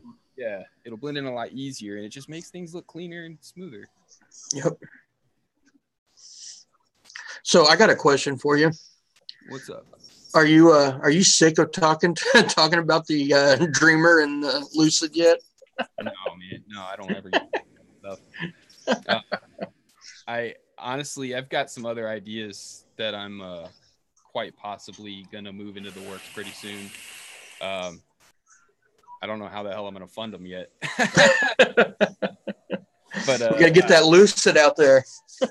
And I got some ideas. I've got a really, really innovative RTA design in my head that I know I can make work. I just haven't figured out how to make it work yet. I know what I want to do. I know what it needs to do. I know how it needs to function. I just can't make it work inside the space that it needs to work in just yet. See, I'm not a real big fan of RTAs. That's my mission. It's just because if I want a tank, I got a tank. If I want to, if I want an RDA, I want an RDA. The two of them together is a great concept. It sounds great, but to me, it's just you're really not benefit to it. The whole RDTA thing tried to change that for people. Yep. Yeah. Yeah. But you just can't keep it wicked well enough as dripping. And that's just it. And then even if you go to like the Titan that me and Nikki both have, that thing is a monster, and it's just so much into there. It's a gravity. You end up overworking for what you wanted to vape with. You know what I mean? So yeah, I have my 10 milliliter mode in the bedroom right now. Yeah, I don't put it in the larger mode just because that's just too much of a commitment that I can't make. Yeah. Unless I'm like going on a major road trip. I'm curious about design.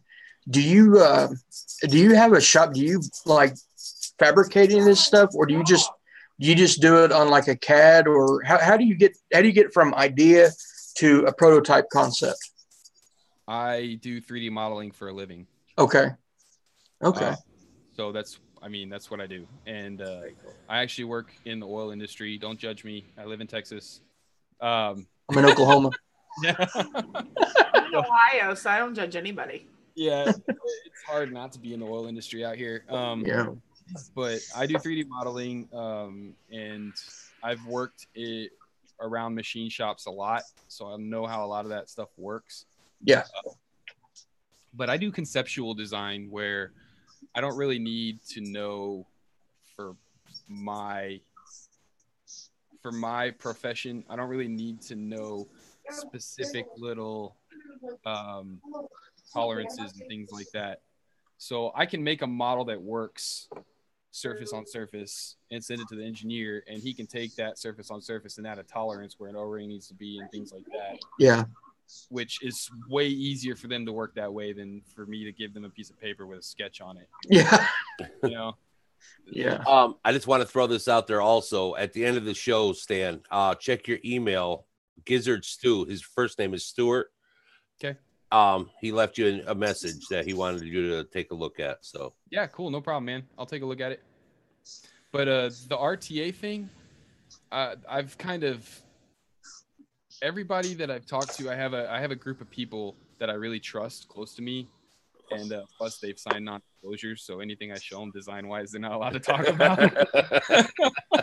But I call them my test crew, and when I talk to these people, they don't like RTAs. They're just not RTA people, and I've kind of made it my mission to come up with something that'll blow their minds. So I really, really want to do an RTA, and I really want to do an RTA that's just like that, just vapes. Like the Aromomizer is the closest thing to a really good dripper vape that I've ever had. Yeah, it is. And people don't give it enough credit. I've said this before. People don't give the Aromomizer enough credit. The 30 millimeter plus is the best rendition that I've come across. I haven't tried the Titan, but yeah, the 30 millimeter is my favorite one. I've had 3 of them, Aromomizer renditions, and I really want to do something that's equal to that or better. If you do something like that to where it's interchangeable, where you could do like an RDA at the bottom, the top of the Aromomizer sucks when it comes down to having a different cap at the top. I think would have knocked this out of the ballpark in the fullest, because I like to drip and see my coils. And taking this out, and when you have an RDA, I don't like not being able to maybe to pull off the cap, or actually maybe that there be able to see dripping into the coil, because you really can't see into a 810. Yeah, well, they did a pretty good job of keeping the diameter the same, the chimney all the way through the drip tip. Right, but I'm just saying having a different maybe cap that's an alternative, like an accessory pack, would be best. Just that there maybe it's interchangeable where you could actually remove it. Just to replace the tank? Well, right. It's just this top part that you can screw off.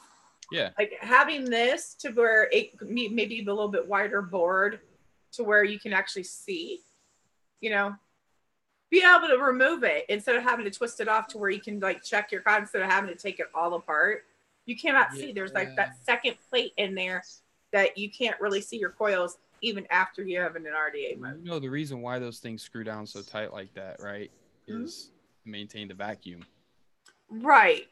But I'm just saying though, if when in RTA mode, you don't need to have the vacuum. Right. Oh, okay. So you're talking about when it's in dripper mode. Right. When it's in dripper mode, that's the only part I don't like about it. I understand. Yeah, no, I get it. Sorry, I was lost for a second. I was trying to follow. Sorry. I found it. In the RDA mode itself, I think if they would have had an accessory pack to where they would have had a different cap to where maybe it totally screwed off the whole base to where you can actually look at your coils, drip on the coils and stuff like that. Because a lot of people are painters, with their coils and the cotton. I know you can still hold a lot of juice in there, but it's still. I can't stand painting.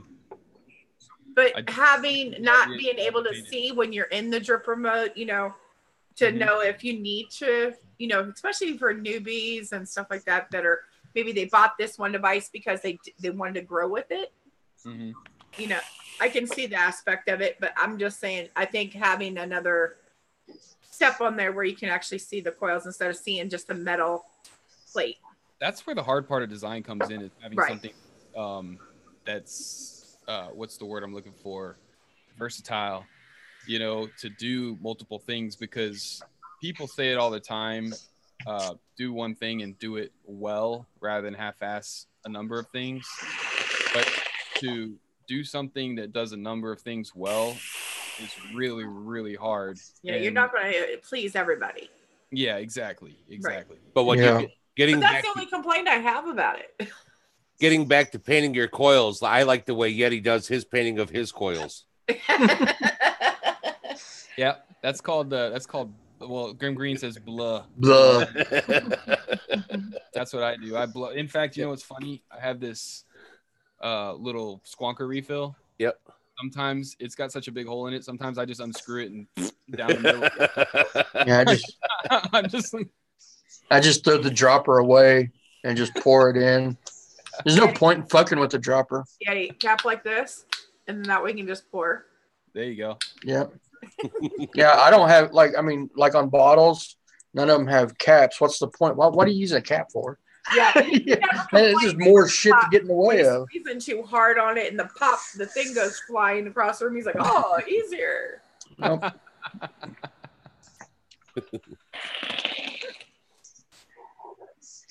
Take that. Hell yeah. Well, we're up to our 2 hours there. See, I love that. See, I'm just waiting for on camera one time for that top just to go. You know, that's a lot of it won't happen. I know a it's lot in of the reason why I don't use the ring on the bottom of the Lucid a lot. Like I close off the Lucid's ring on the bottom a lot and just use the side airflow because I do that. And I'm like, I'm not dumb. I mean, I designed it. I know that bottom airflow will leak if you squeeze your juice in. Yep. But for specific reasons so that the adjustment is there, it's better to have it, not use it than want it and not have it, right? You have a bottom airflow on the Lucid that actually goes off and it won't leak? Yeah, right here. This bottom See, right here. I've never seen it in person. I mean, I haven't seen any reviews and stuff because I didn't want to be, like I said, mindset of people. No, man. Honestly, the only reason why it's open on this is because of how, in fact, it hasn't even moved, so it's stuck there. But yeah, no, here's another one. See, that one's closed off. I keep it closed off. Well, see, that's like really great for people that don't like bottom airflow. Mm-hmm. You know, because me, I've always been like, oh, I'm such an overdripper. Yeah. I love bottom airflow. I love bottom airflow. Ever since I've gotten the Aura, I've gotten a few other ones. Like I got this Aladdin, I think that's how you pronounce it, today. Fit Cloud I didn't like because it was so condensation-y, you know. Yeah, it always leaked. But other than that, I mean, I'm a fan of it because I like the flavor. But when it comes down to the aspect of it, not so much for me. So waiting for that non-leaky. I don't think it exists. A dripper. I know. Well, the 502, they say that it doesn't leak, and that's probably right. But it's a restricted airflow, right? I don't think you're gonna get a really wide open, airy vape in a dripper. Well, I say that. I'm not gonna say never because I just thought of something right now that I could probably make work. I'm always doing it. I'm like, what am I? No, I'm not gonna say that. Maybe I could do that. But it's probably it'd probably be really hard to do to make an airy vape not leak. An airy dripper not leak if you turn it like on its side or whatever when you just yeah. I dripper. This is the Primo Vaporgate. I hate leaning it to the side to you know put juice in this. You can this is the only way that you can fill it. Okay, unless you cannot unscrew it, you have to tip it to the side because it's a centered airflow. The center post in the middle goes to the bottom airflow. And you can't drop it right down the airflow. And you can fill it up to a certain point, but there's no like window to see where you're at. And then all of a sudden you'll just see this liquid just pouring out. I'm like, really? I'm like, all this big real estate in here, the airflow is right there in the middle. And I'm like, you couldn't sit there and happen to put the airflow up a little bit higher? I had a huge problem with the tsunami, the first tsunami, because they didn't mill out enough space well to let it actually hold any juice without pouring it out the sides, you know. So you couldn't really put any juice in that thing. You had to paint the coils on the first tsunami until it started squonking. But even squonking, you had to really like pay attention to how much you were squonking, you know. Yep. Yeah, they didn't mill. They didn't leave enough room for your cotton. It wasn't designed very well. I think they rushed that one actually. Yeah, I haven't had the newest version of it, but it looks like they did that a lot better, where the posts come up and out, so there's all that space underneath the posts. That was a lot better design. Yeah. Yep. All right. Well, before we get out of here, I had a quick question. Since you were in Dallas, you had the opportunity to try a door e-liquid? Oh man, do I have a door? I got some of that hybrid reserve. Hell yeah. Yeah, I couldn't decide between the leche and the other custard, and then I forget her name. She was so sweet. Dawn. She was like, well, this hybrid reserve is both put together, and then we age it. I was like, yes, please. Dawn's fucking awesome. You can pick out any of her flavors, and I don't think you can go wrong on any of them. Seriously, I mean, I have my favorites of them, but every one of them, I mean, you can. How many lines that you can get e-liquid from and say you like every flavor? She makes every flavor that you can enjoy, even if it's out of your profile. You'll like it. Yeah. Well, she gave me a really killer deal on this big old bottle of hybrid reserve, and my wife is a big old lemon flavor freak, and we can never find lemon live flavors for her that are good. Yep. She loved the lemon ecstasy. Is that what it's called? Yep. Yes, lemon ecstasy. It's my favorite. Yeah, she sold me both bottles for. I mean, I couldn't pass it up. I was like, yeah, I'll hell yeah, right now. And that flavor. It's so freaking good. This drop, if you don't have a drop and you've been on the fence about a drop, just get it. Yep. You're trying to decide between the Dead Rabbit and the drop. The Dead Rabbit is a fantastic RDA, but if you want awesome flavor, I think it's the drop. That's just my personal opinion. I mean, dude, it's awesome. I love the drop. Oh yeah, I need to get one. Yeah. I think that's probably the best RDA of the year. Yep. Really?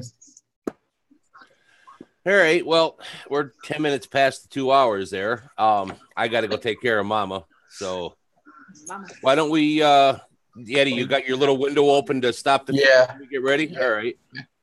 So why don't you again there, Stan, tell everybody where they can find you. And I mean, I see Yeti's got your links out there in the chat as well also, but why don't you go and just let everybody know, where they can find you and where they can pick up your products. And then we'll go around the room. Cool, man. Guys, I'm a lot more reserved on these live shows.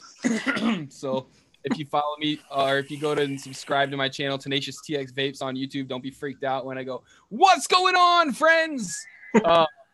So yeah, maybe turn your speakers down a little bit. But Tenacious TX Vapes channel on YouTube. You can hit me up at stan@tenacious-txvapes.com if you want to send me an email anytime, or a personal DM, Tenacious TX Vapes on Instagram. I'm more active on Instagram than Facebook, but you can also hit up the Tenacious TX Vapes page on Facebook. I try to stay as active as possible. If you want to get your hands on a LUCID RDA, maybe see some links for reviews, things like that, you can check out lucidrda.com or tenacious-txvapes.com. Till 6 a.m. tomorrow morning, code VAPEMAS, all caps VAPEMAS, for 10% off and free shipping.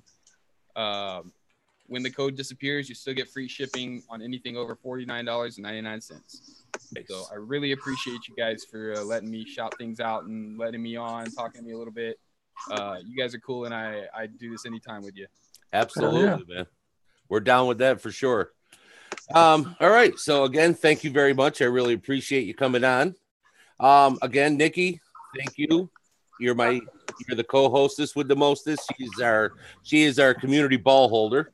And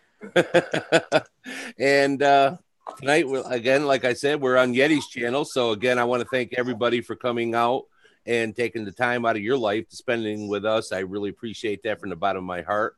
I want to wish everybody a very safe and happy New Year's. I won't be doing a show tomorrow night only because I finally got some time to spend with my wife, and we're going to do it. So, hell yeah. And happy wife, happy life. Absolutely, man. So we won't be having a show tomorrow night, but Stan has one, and you also have Gizzard and Leaf have theirs, and Fresh has his also. So there's lots of shows, lots of fun. Everything is, so make sure you, and also Stan, I sub to you also tonight. And now I was already following you on Instagram, but I sub to you on your YouTube tonight also. So thanks, man. Appreciate it. Absolutely. So Yeti, join us tomorrow night, 9 p.m. Central. Absolutely. I won't be able to watch because where we're going, I'm not going to have any internet access. So damn, going deep in the woods, are you? Hell yeah. Every time I think about it, I start hearing porn music. I don't know why. It's just weird. But so Yeti, do you have anything that you'd like to take us out of here with? No. All right. No, I just wanted to thank Stan again for coming out, spending your late evening with us. And thank you all for watching and appreciate it. All right, man. Thank you. That's all I got. All right. So when you get ready to hit your stop button, just let me know and we'll get out of here. And Nikki, you're all ready also? Yep, I'm ready. All right. So all right, well, fuck it. All right, everybody, be good to one another.